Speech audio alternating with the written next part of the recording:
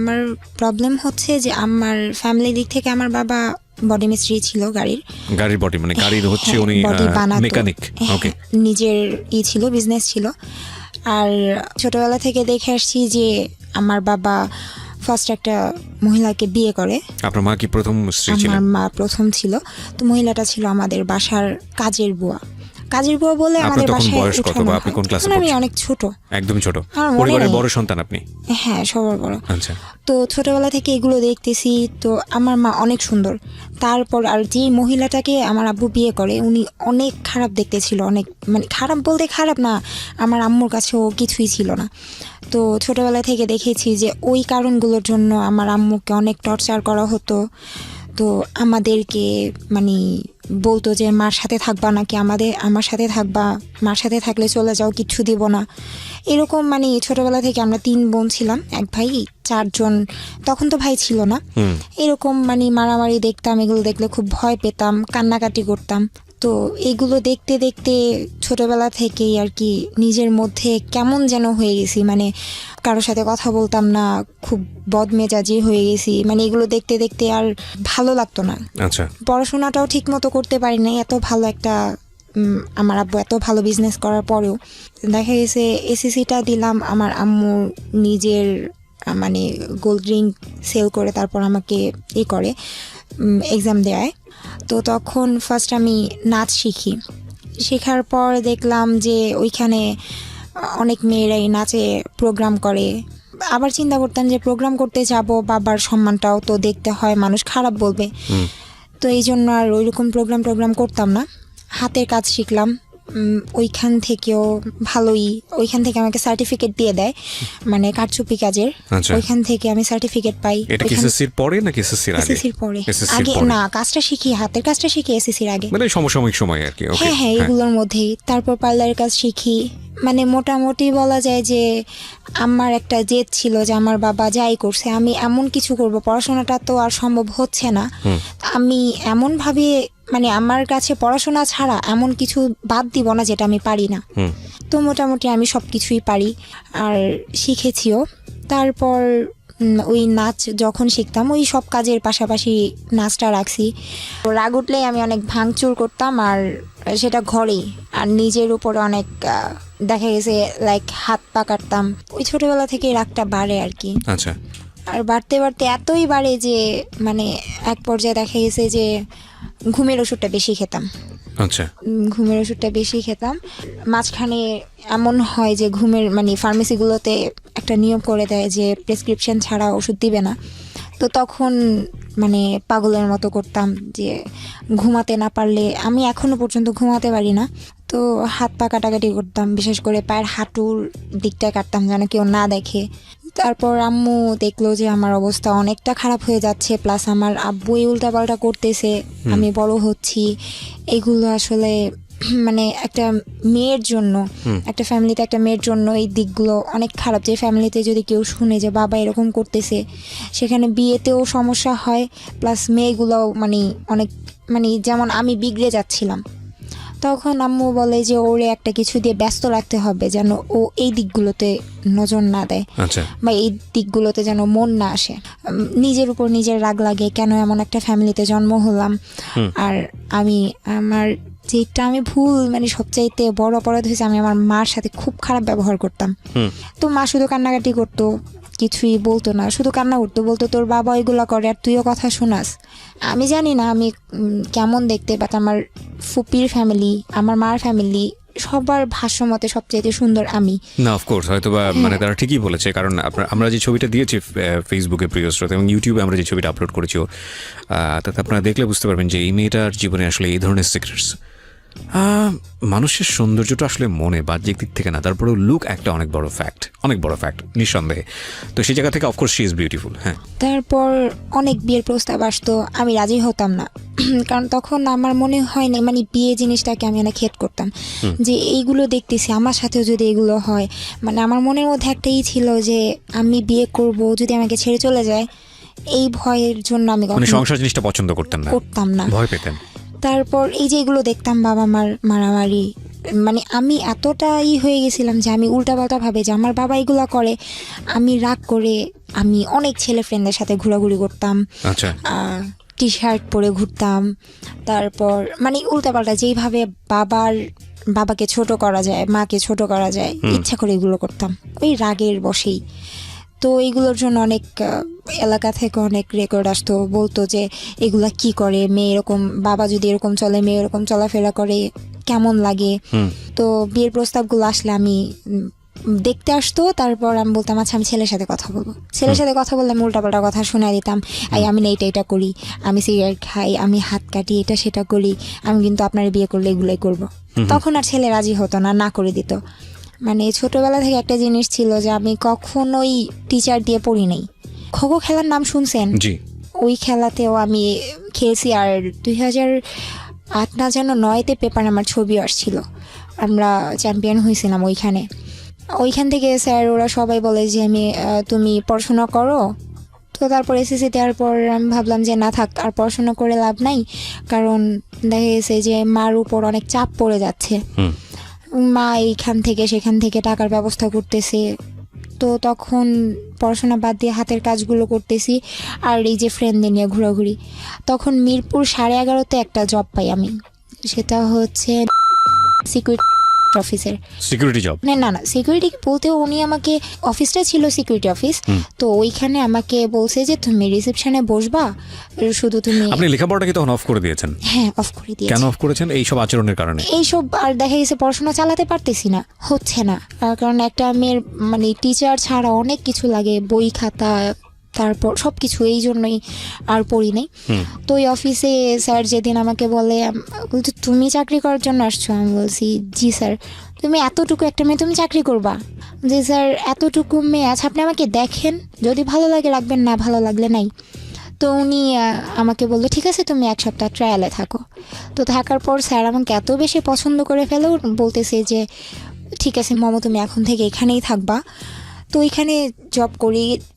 সায়দাবাদ থেকে মিরপুর 11:30 অনেকটা রাস্তা, আমি সেই সকাল ভোরবেলা বের হতাম, আর যেতে প্রায় 2.5 ঘন্টার উপরে লাগতো, তারপর ওইখানে জব করতাম। তো স্যার বলতো যে তুমি এত কষ্ট করে আসো, তুমি এখানে রুম নিয়ে চলে আসো। তো একটা জিনিস আমি কখনো আমার ফ্যামিলিকে ছেড়ে দিইনি, যে ফ্যামিলি থেকে বের হয়ে যাই বা আমি একা থাকবো, এটা কখনো করি। ওখানে কি বেসিক্যালি আপনার ফ্রন্ট ডেস্ক অফিসার ছিলেন, আপনি রিসেপশনিস্ট ছিলেন? আচ্ছা। তারপর ওইখানে 1 মাস জব করার পর তারপর এর চাইতে ভালো একটা জব পেলাম। মানে দেখা গেছে যে এটা অনেক দূর হয়ে যায়, সেক্ষেত্রে আমার স্যালারি ছিল ওই সময়, আমার স্যালারি বলেছিল 8,000 টাকা, উনি দিয়েওছে 8,000 টাকা। তারপর মানে বসুন্ধরাতে আসলাম, বসুন্ধরা সিটিতে আমার এক দাদা আমাকে জব নিয়ে দেয়। ওইখানে ফার্স্ট ছিল 5,000, তারপর এরকম বাড়তে বাড়তে 8,000-এর মতো হয়। তো এরকম অনেক অনেক জায়গায় অনেক ভালো ভালো জব আসছে, ওইগুলোও করেছি। তারপর আম্মু মানে উল্টাপাল্টা তো চলতেছি, দিন দিন আমার রাগ শুধু বাড়ে। পরে আম্মু বলতেছে ওরে দেশেই রাখা যাবে না, আচ্ছা ও মানে ওরে এই ফ্যামিলিতেই রাখা যাবে না, ওইখানে থাকলে পাগল হয়ে যাবে।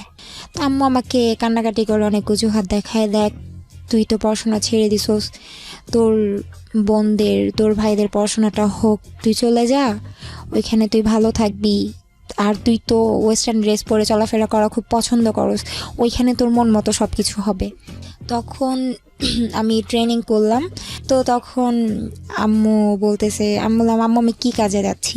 বলতে তুই ফ্রি ভিসায় যাচ্ছিস, তুই যে কোনো একটা কাজ করে নিতে পারবি। তারপর দেশের বাইরে যেদিন যাব, আব্বু কিছুই জানতো না। এমনিতে আব্বু আমাদের খুব আদর করতো, আমাদের বলতে আমাকে বেশি করতো, কিন্তু আমার ভাল লাগতো না যে এই আদরের দাম কি, তুমি যদি উল্টাপাল্টাই করো এই আদরের দাম কি, তুমি ওখানে আমাদের আদরটা তুমি অন্য ছেলে মেয়েদের দিতেছো। তো এগুলো চিন্তা ভাবনা করতাম। তারপর যেদিন আমি চলে যাব তার আগের দিন আমি ব্যাগ ট্যাগ গোছানো শেষ, আব্বুকে বলতেছি, আব্বু বলতেছি কি বলো, আমার সাথে একটু যাবা? কই যাব? বলছি, তারপর আমি আমার আব্বুর হাতটা ধরে কান্না করে দিছি, বলছি যে আব্বু আমি চলে যাব। তারপর আব্বু আর কোনো কথা বলে নাই, আর আমাকে নাও করে নাই যে যেও না বা কিছু, বা তুমি কেন যাচ্ছ, রাগ, মানে ওনার মধ্যে কোনো কিছুই দেখলাম না। জাস্ট একটু মন খারাপ হয়েছে যে আমি চলে যাচ্ছি, যে একটা মেয়ে, এত ছোট একটা মেয়েও চলে যাচ্ছে, এরকম কোনো কিছু আমার আব্বুর ভিতরে ছিল না। তো এয়ারপোর্ট যখন আমি মানে পুরো রাস্তা আমি কান্না করতে করতে যাচ্ছিলাম। তো এয়ারপোর্ট যাওয়ার পর যখন আমি ভিতরে চলে যাব, আব্বু প্রচণ্ড কান্না করে, মানে আব্বুর কান্নাই ফার্স্ট টাইম দেখি, অনেক কান্না করে। তারপর আমি ওইখানে গেলাম, যাওয়ার পর আমি জর্ডান নামার পর 2টা প্লেন চেঞ্জ করতে হয়। ফার্স্ট আমাকে দুবাই না যেন আবুধাবিতে নামায়, 3 ঘন্টা পর তারপর আবার আরেকটা প্লেনে উঠতে হয়। তো দালাল আমাকে একটা লোকাল প্লেনের টিকিট করে দিয়েছিল, ফ্রি ভিসা বলেছিল কিন্তু ফ্রি ভিসা ছিল না। নেই। আচ্ছা, প্লাস আমি এই যে যখন আমি যাচ্ছি প্লেনে ওঠার পর অনেক লং একটা জার্নি, আমি অবাক হই ওই জায়গায় যে আমাকে প্লেনে কোনো খাবারই দেওয়া হয় না। এখন পরে শুনতে পারি, মানে আমি একজনকে জিজ্ঞেস করলাম যে আচ্ছা খাবার কেন দিল না, বলতেছে আসলে তোমার টিকিটটা লোকাল প্লেনের টিকিট কাটা হয়েছে, এখানে কোনো খাবার দিবে না, খাবারের জন্য আলাদা টাকা দিতে হয়। ওকে। তো আমি সম্পূর্ণ না খাওয়া ছিলাম। তো যখন আমি ওই দুবাই না যেন আবুধাবি নামাই প্লেনটা, তারপর 3 ঘন্টা আমি একটা বসেছিলাম, প্রচণ্ড ক্ষুধাও ছিল।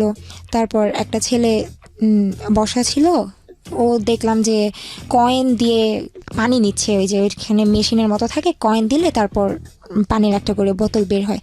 তো আমি বলতেছি ভাইয়া একটা কথা বলি, বলতেছি কি, আচ্ছা আমাকে একটু পানি দিলে ভালো হয়। তারপর উনি বলতেছে তুমি কি আসার সময় কোনো টাকা নিয়ে আসো নাই? যে ভাই আমি তো কখনো দেশের বাইরে আসি নাই, আমি কিছুই জানি না। তারপর উনি আমাকে একটা পানির বোতল কিনে দেয়, ওইটা নিয়েই আমি ওইটা অর্ধেকটা খাই, আর বাকিটা আমার সাথে ছিল যে আমি আবার প্লেনে উঠবো, আবার কতটা রাস্তা কে জানে, আবার কার থেকে খাবার চাইবো বা পানি চাইবো। তো ওই সারা দিন প্রায় 6 ঘন্টার উপরে, দ্বিতীয় প্লেনে 6 ঘন্টার মতো না খাওয়া ছিলাম। তারপর একটা এয়ারপোর্ট নামায়, একজন এসে নাম ডাকার পর মানে আমরা যারা আছি তাদের সবাইকে নিয়ে একটা গাড়িতে করে চলে যায়। তারপর ওইখানে আমাকে ফার্স্ট একটা বাসায় দেয়া হয়। তো ওই বাসাটায় হয় মানে একটা প্রবলেম হয় যে একটা বাঙালি মেয়ে নিয়ে আসা হয়। ওইখানে এরকম হয় ফার্স্ট যখন কেউ যায় তখন তার কাজগুলো দেখা দেওয়ার জন্য আরেকটা মেয়ে আসে, আচ্ছা, যে সেও বাঙালি পুরনো। হ্যাঁ, ওকে। আমরা এখানে একটা বিরতি নেব প্রিয় শ্রোতা, সে কাজ সম্পর্কে বর্ণনা দিচ্ছিল। আমার একটা বাঙালি আসে, তো ও এসে আমাকে বলতেছে, মানে ও আমাকে দেখে অনেক খুশি, আমি অনেক খুশি হই যে আমি একজন বাঙালি পেলাম। পরে বলতেছে ও কি, ওর বাসা কি ওর দেশ কি ফিলিপাইন? পরে বলতেছে যে না, ও বাঙালি। মানে আপনাকে দেখে বলছিল যে আপনি ফিলিপাইনের কিনা? হ্যাঁ। তারপর বলতেছে বাঙালি। বউটা বলতেছে, মানে ওই লোকটার ওয়াইফ বলতেছে না তুমি দুষ্টামি করতেছো, বলতেছে না আমি দুষ্টামি করতেছি না, ও বাঙালি। তারপর যখন বাঙালির সাথে কথা বললাম তারপর উনি বিশ্বাস করলো। আর ওই মেয়েটা ছিল, মানে আমি যেই মালিকের বাসায় মানে কাজ করতাম, ওই মালিকের মার বাসায় এই মেয়েটা কাজ করতো, মানে মার বাসা থেকে এই মেয়েকে নিয়ে আসছে আমাকে কাজগুলো দেখা দেওয়ার জন্য। তো তখন মানে কাজ দেখায় দিচ্ছে 2 দিন 3 দিন, অনেক ভালো কাটলো। তারপর আমরা সবাই মিলে ওদের বাসায় বেড়াতে গেলাম, মানে আমার মালিকের মার বাসায়। ওই বাঙালি যে ছিল ওই বাসায় কাজ করে। তো এখানে যাওয়ার পর ও আমাকে ফোন দেওয়া হয়, বলে যে তোমার ফোন আছে? আমি বলছি হ্যাঁ ফোন আছে, কিন্তু সিম কার্ড তো নেই। তো সিম কার্ড কিনে দিল। তো মানে ওই মেয়েটা, ওই বাঙালিটা, ও আর আমি একসাথে রাতে ঘুমাতাম, মানে যখন ওই বাসায় বেড়াতে যেতাম। তো আমার মালিকের মানে বেবি হয়, তো অনেক ছোট, নিউবর্ন। তো এই জন্য অনেক দিন, প্রায় 15-20 দিনের মতো মার বাসায় থাকা হয়। তো এই 15-20 দিন আমি ওই বাঙালির সাথে একসাথে ঘুমাই, তো একসাথে কাজ টাজ করি দুইজনে। আর তারপর দেখতাম ও না অনেক অনেক লং টাইম ফোনে কথা বলতো। তখন বলতাম আচ্ছা তুমি বাংলাদেশে যে কথা বলো, তুমি এত টাকা কই পাও? পরে বলতেছে যে এত টাকা কোথায় পাই, টাকাটা হচ্ছে আমার বেতন থেকে কাটে। আমি বলছি আচ্ছা ঠিক আছে, বেতন থেকে কাটে। তারপর ওর ফোন দিয়ে কয়েকদিন কথা বললাম। পরে একদিন হঠাৎ করে আমি দেখতেছি যে ওর কার্ড শেষ হয়ে গেছে, তারপর মানে ফোনের কার্ড শেষ হয়ে গেছে, ও আবার ফোনের কার্ড আনছে। বললাম তুমি টাকা কই পাইছো? পরে বলতেছে যে একটা কথা বলি, কাউরে বলবা না তো? আমাকে তুই করেই বলতো, যে তোর ফ্রেন্ডের মতো ছিলাম। বলতেছে কাউকে বলবি না। বলছে আচ্ছা ঠিক আছে বলবো না, বলো। আমি আরবি ভাষা জানি না, আমি কিভাবে বলবো? পরে ওই মেয়েটা মানে বলতেছে যে আমি টাকাটা যখন আমার মানে মালিকের মানে মালিককে তো বাবা বলা হয় আর মহিলাকে মামা বলা হয়, বলতেছে আমি বাবার প্যান্টের পকেটে পাইছি। তুমি প্যান্টের পকেটে পাইছো, কেন টাকাটা ফিরাইয়া দিলা না? বলতেছে যে পাইছি, এটা ওনাদের হিসাবের মধ্যে নেই, আর আমারও তো কার্ড শেষ হয়ে গেছে এই জন্য। পরে আমি আর কিছু বলি নাই, ভাবলাম যে আমি একটা বাঙালি হয়ে তো আরেকটা বাঙালির ক্ষতি করেও লাভ নাই, প্লাস আমি ভাষাও জানতাম না। তো একটা পর্যায়ে মানে ওর সাথে চলতে চলতে এতটা ক্লোজ হয়ে যায়, ও আমাকে সব সত্যি বলে দেয় যে ও 2-1 দিন পর পরই ওই মালিকের ঘর যখন গুছাতে যেত তখন ওই মালিকের পকেট থেকে টাকা চুরি করতো। আমার মালিক ফুল অনেক পছন্দ করতো। তো বলতো কি যে মানে ওই বাঙালি মেয়েটা বলতো যে আমি আর মমো দুইজন গিয়ে আপনার জন্য ফুল নিয়ে আসি, এইটা বলে ও আমাকে নিয়ে বাইরে যেত।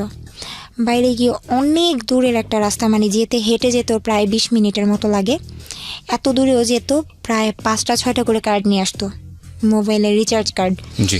তারপর ও আমাকে বলে দেয় সবটা যে আমি এইভাবে টাকাগুলো নেই। তারপর আমি অনেক রাগ করি যে আমি এখন বলে দিব যেভাবে পারি, ওনার আমার ভাষা না বুঝুক, আমার ইশারা তো বুঝবে, আমি বলে দিব সব। তারপর মেয়েটা আমার প্রায় এক পর্যায়ে পা ধরে কান্না করে। তারপর আমি ওরে অনেক মারি, মানে আমি নিজেই ওরে মারছি। মানে অনেক রাগ লাগে আমার যে এরকম, ওর জন্য তো আমাকেও তো ভুল বুঝতে পারে যে আমি যে সত্যি কথাগুলো বলতেছি না, এই জন্য হয়তো আমারও বিপদে পড়তে হতে পারে। তো ওরে আমি মারার পর ও বলতেছে তুই আমার মারছস, আমার কষ্ট নাই, তুই শুধু বলিস না। তারপর আমার অনেক মায়া হয়, আমি আর কিছু বলি নাই। 2 দিন পরে আমরা আমাদের বাসায় চলে আসি, ওর বাসায় চলে আসার পর আমার মালিককে আমি বলতেছি যে আমার যে কার্ড দেওয়ার কথা, আমার ফোনে তো টাকা নেই, আমার ফোনের কার্ড দেন। উনি বলতেছে যে তোমার কার্ড কেন দিব, তুমি তো কার্ড নিছই। বলছি কার্ড নিছি মানে আমি ওনারে যেভাবে পারতেছি বুঝায় বলতেছি, তখন ইংলিশে যতটুকু পারতেছি বুঝাইতেছি, প্লাস সাথে আরেকটা মেয়ে ছিল নিচতলায় কাজ করতো, তো ওনার দিয়ে বুঝাইতেছি। এখন বলতেছে যে শারমিন তো বলতেছে, মানে ওই মেয়েটার নাম শারমিন বলতেছে যে তুমি ওর কার্ড নিয়ে নিছো, প্লাস তোমার এত বড় সাহস, তুমি আমার বাবার পকেট থেকে টাকা চুরি করছো। আমি জাস্ট মানে আকাশটা আমার মাথার উপর ভেঙে পড়ছে যে আমি কি করলাম। মানে ওই মেয়েটা বুঝাইছে যে আমি ওই লোকের পকেট থেকে টাকা চুরি করছি, অথচ আমি ভাষাও জানতাম না, এই জন্য বুঝায় বলতে পারতেছিলাম না। এটা বলার পর আমি প্রচণ্ড কান্নাকাটি করি, বলি যে আমি এটা করি নাই। পরে উনি বলতেছে যে ওনাদের পাশে একটা ফ্ল্যাটের কাজ চলতেছিল, উনি বলতেছে যে ওরে নিয়ে এই ফ্ল্যাটের মধ্যে বন্ধ করে রাখো, আগামীকালকে পুলিশ আসবে, তারপর যা হওয়ার হবে। বেসিক্যালি আপনার কাজটা কি ছিল এখানে? ভাষার কাজ। তো মানে আমি তো প্রথম মানে ওইখানে নতুন, যেহেতু মাত্র 15 দিন হয়েছে আমি আসছি, এর মধ্যে এত কাহিনী হয়ে গেছে। তো ওনার আমি বুঝাইতেই পারতেছি না যে আসলে এই কাজটা আমি করি নাই। আমি ওনাকে বোঝানোর ট্রাই করতেছিলাম যে আসলে আপনাদের এখানে দোকান কই, আমি তো চিনিই না। ও আমাকে নিয়ে গেছে দোকানে, আর ওই দোকানদারের কাছে আপনি একবার চলেন, আপনি জিজ্ঞেস করেন কার্ড কে নিত, আমি না ও। আসলে কথাগুলো তো বুঝায় বলতেই পারি নাই। বুঝায় বলতে পারলে হয়তো বা উনি দোকানদারকে জিজ্ঞেস করলে দোকানদার সত্যিই বলতো। তো আমি ওনারে কিচ্ছু বলতে পারতেছি না, উনি জাস্ট আমাকে হাত ধরে টেনে পাশের ফ্ল্যাটে নিয়ে তালা মেরে দেয়। তারপর আমি অনেক কান্নাকাটি করি। ওই খালি রুমটার মধ্যে, এত বড় একটা ফ্ল্যাটের মধ্যে, মানে শুধু মার কথা মনে পড়তেছিল যে মার সাথে এত খারাপ ব্যবহার করছি। তো শুয়ে শুয়ে শুধু কান্না করতেছিলাম। তো কখন সকাল হবে, সকালে কি হবে এটার জানার জন্য। তো অনেক রাত হয়ে যাওয়ার পর দেখে যে আমি অনেক কান্নাকাটি করতেছি, ওনারা এনে আমাকে ওই ফ্ল্যাট থেকে এনে ওনাদের পাশে একটা রুমের মধ্যে আবার তালা মেরে দেয়। জি। তালা মারার পর সকাল 10টা বাজে, আমি কান্না করতে করতে কখন ঘুমাই গেছে আমি বলতে পারি না। পরদিন সকাল 10টা বাজে আমার ঘরের তালাটা খুলে, আমি টের পাইনি, আমি ঘুমাইছিলাম। তো হঠাৎ করে মানে আমি ফিল করি যে আমার বুকের উপরে কেউ পাড়া দিয়ে দাঁড়ায় আছে। সেটা হচ্ছে ওই যেই মেয়ের বাসায় আমি গেলাম, মানে আমার মালিকের বাবা, ওই মেয়েটার মালিক এসে আমার বুকের উপরে পাড়া দিয়ে দাঁড়াইছে। তারপর আমি সহ্য করতে পারতেছিলাম না, উনি আমাকে ধরে উঠায়। উঠানোর পর উনি আর ওনার ওয়াইফ মিলে, মানে আমার মালিক কিছু বলে নাই, আমার মালিক শুধু গালাগালি করতেছিল। আর ওই মেয়ে, আমি তাকায় তাকায় দেখতেছিলাম, ওই মেয়েটা খুব ভালো পোশাক পরে হাসতে হাসতে আসতেছে। ওর ভাষা মানে ওরে আমি বাংলায় বলতেছি যে প্লিজ তুই এই কাজটা করিস না, তুই সত্যিটা বলে দে আমি এটা করি নাই। ও বারবার বুঝাইতেছিল যে আমি টাকা চুরি করছি। ওই সময়ে মানে বলা যায় এমনভাবে ওরা মারে, মানে আমার লাইফে মনে হয় কোনোদিন আমি এত মার খাইনি। আপনার গায়ে হাত তোলে? 2 জন, হাজব্যান্ড ওয়াইফ 2 জন একসাথে। তারপর আমার বুকের মধ্যে লাথি দিছিল, তো আমি অনেক দিন সিক ছিলাম, আমার হার্টের প্রবলেম হয়ে গেছিল। আমি ওনারে বলতেছি, আমার মালিককে বুঝিয়ে বলতেছি, দেখেন ম্যাডাম আমি এটা করি নাই। তারপর উনি আমার কথা কিছুই বুঝতেছে না, কারণ আমি তো বাংলায় বলতেছি, আর ওই মেয়েটা শুধু হাসতেছে। তো তারপর আমাকে নিয়ে বলতেছে, হয়তো ওনাদের মনে মায়া হয়েছিল, কে জানে, ওনারা আমাকে পুলিশের কাছে না দিয়ে যে অফিস থেকে নিয়ে আসছিল ওই অফিসে দিয়ে আসে, বলতেছে যে ও চুরি করছে, ওরে রাখা যাবে না। তারপর আমি অফিসে এসে খুব কান্নাকাটি করি। তারপর বাংলাদেশে ফোন দেওয়া হয় ভিডিও কলে। বাংলাদেশে যেই দালাল আমাকে পাঠাইছে ওই দালালের কাছে ফোন দেওয়া হয়, কিন্তু দালাল আমার সাথে কথা বলে না, আমার আম্মুকে ডাক দিয়ে আনে। তারপর আমি খুব কান্নাকাটি করে বললাম যে মা এরকম এরকম কাহিনী, আমি চুরি করি নাই, তুমি তো জানোই আমি কেমন, হয়তো একটু বদমেজাজি, কিন্তু এরকম আমি কোনো দিন আমার দ্বারা সম্ভব না। তারপর বলতেছি ঠিক আছে মা, দেখি কি করা যায়। তারপর থেকে আর আমার আম্মু আব্বু কারোর সাথে কথা হয় না। তারপর একটানা 10 দিন এই অফিসে, একটা অফিসের মধ্যে 3টা পুরুষ থাকে, 3টা পুরুষের মাঝখানে এইভাবে বসে থাকা, সারা দিন না খেয়ে বসে থাকা। রাতে এই 10 দিন আমাকে সারাদিন অফিসে রাখতো, আর রাত হলে মানে যে কোনো একটা বাসায় নিয়ে যেত। ওই বাসায় আমাকে বলতো যে রাতটা এখানে থাকো, সকালে আমি আবার নিয়ে যাব। তো এক বাসায় দিয়ে আসতো। আমার মনে আছে যে আমি এমনও বাসায় আমাকে দিয়ে আসছে যে বাসায় ওয়াশরুমের পাশে বিছানা করে শুতে দিছে। আর প্রচণ্ড ঠান্ডা ছিল, মানে শীতের দিন ছিল, আর ওই দিকে তো এমনিতে অনেক ঠান্ডা, মানে ওই অবস্থাতে সহ্য করতে পারতাম না। একটানা 10 দিন এরকম, মানে কোনো রকম খাবার তো খেতে পারতাম না, ঘুমাতে পারতাম না, অনেক ঠান্ডা ছিল। কারণ ওদের হিটার ছিল রুমের মধ্যে, আমাকে শুতে দিত ঘরের বাইরে ওয়াশরুমের পাশে, ওইখানে কোনো হিটার ছিল না। ওইভাবেই 10 দিন থাকার পর ওরা আমাকে বাংলাদেশে পাঠিয়ে দেয়। তারপর আবার এখান থেকে বাংলাদেশে পাঠানোর পর আবার তার বলতেছে তুমি আসছো 15 দিনের জন্য, আসছো 15 দিন পর তুমি আবার চলে যাবা। তো আবার আমাকে পাঠিয়ে দেওয়া হয়। তারপর আমি এই যে একেবারে যে বাসায় 3 বছর ছিলাম ওই বাসায় থাকি। তো ওই বাসার মালিক এমনিতেই খুব ভালো, মানে মহিলাটা অনেক ভালো ছিল। ওনার কাছে আমি সব কিছু বলি। ও তার সাথে বড় কথা, একদিন হয় কি, যে বাসা আমাকে মারধর করা হয়, ওই যে বাসার থেকে আমাকে দেশে পাঠানো হয়েছে, ওই বাসা একটা ছেলে ছিল। তো ওই ছেলেটা একদিন আমার হাত ধরে আমাকে বলতেছিল যে I like you, come with me, ওর সাথে ওর রুমে যেতে বলতেছিল। তো আমি ওই বাঙালি মেয়েটার দিকে তাকাচ্ছিলাম, আমি বলছি ও কী বলতেছে এগুলো, ওর সাথে আমি কিভাবে কি, মানে এটা কোনোদিনও সম্ভব না। ছেলেটা আমার হাত ধরে প্রচণ্ড রকমের টানাটানি করতেছিল। তারপর আমি ওর মার কাছে বিচার দিই এটা যে ও এরকম এরকম করে, হয়তো বা ওই রাগের বশেই আমার সাথে এরকম ব্যবহারটা করে, জানি না। তো তারপর যখন আমি নতুন বাসায় আসি, মানে বাংলাদেশ থেকে আবার যখন নতুন বাসায় আসি, তখন ওই মালিক বলে যে তুমি ওই বাসায় কেন থাকতে পারলা না, তোমাকে কেন রাখলো না। তারপর আমি সব কিছু বলি, সাথে ছেলের কাহিনীটাও বলি যে এই ছেলেটা আমার সাথে এরকম এরকম করে। পরে উনি বলতেছে যে আচ্ছা ঠিক আছে, আমার বাসায় কোনো ছেলে নেই, শুধু আমার হাজব্যান্ড আর আমার 2টা ছেলে হচ্ছে ছোট ছোট, আর একটা মেয়ে। তো ওইখানেও সেম আরেকটা বাঙালি আসে, মানে তার মার বাসায় যে কাজ করে ওই বাঙালি আসে আমাকে কাজ বুঝিয়ে দেওয়ার জন্য। তো ওই বাঙালিটা অনেক বয়স্ক মুরব্বী ছিল, উনি আমাকে কাজ টাজ দেখায় দেয়। তো ওই সময় আমাকে ফোন দেওয়া হয়, বলে যে তুমি ওয়াইফাই কাকে বলে, তখন আমি বুঝতাম না। তো এখানে আসার যখন বুঝি যে ওয়াইফাই কি, তখন আমি একদিন ওনাকে বলি যে ম্যাডাম আপনার, তখন তো মোটামুটি আরবি ভাষা জানি, তখন বলতেছি ম্যাডাম আপনার ওয়াইফাই পাসওয়ার্ডটা আমাকে দেন।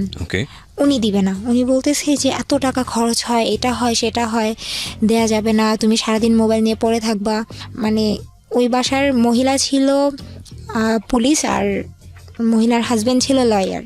তো দুইজনেই বাইরে থাকতো, ছেলে মেয়েগুলো আমার কাছে থাকতো। ওয়াইফাই যেদিন নেয় লাইনটা, সেদিন আমি দেখি একটা কাগজের মধ্যে উনি আরবিতে পাসওয়ার্ডটা লিখতেছে। আচ্ছা, আরবিতে লিখতেছে, আরবি বলতে পারি, বাট আরবিতে ওরা নাম্বার যে কী লিখতেছে সেটা তো বুঝতেছি না।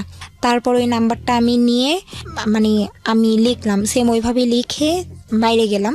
মানে ওই বাচ্চা মেয়ে যাকে আমি রাখতাম, ওই বাচ্চা মেয়েটা বলতেছে যে আমি চকলেট খাবো, বাইরে যাব। তারপর ওই চকলেটের উসিলা করে বাইরে গেলাম। যাওয়ার পর আমি সাইডে একটা লোককে জিজ্ঞেস করলাম যে ভাইয়া এটা আমাকে একটু ইংলিশে বলেন, নাম্বারগুলো একটু বলেন। তারপর পাসওয়ার্ডটা উনি বললো, আমি লিখে নিলাম। তারপর আমি বাসায় যাওয়ার পর কানেক্ট করলাম ফোনে।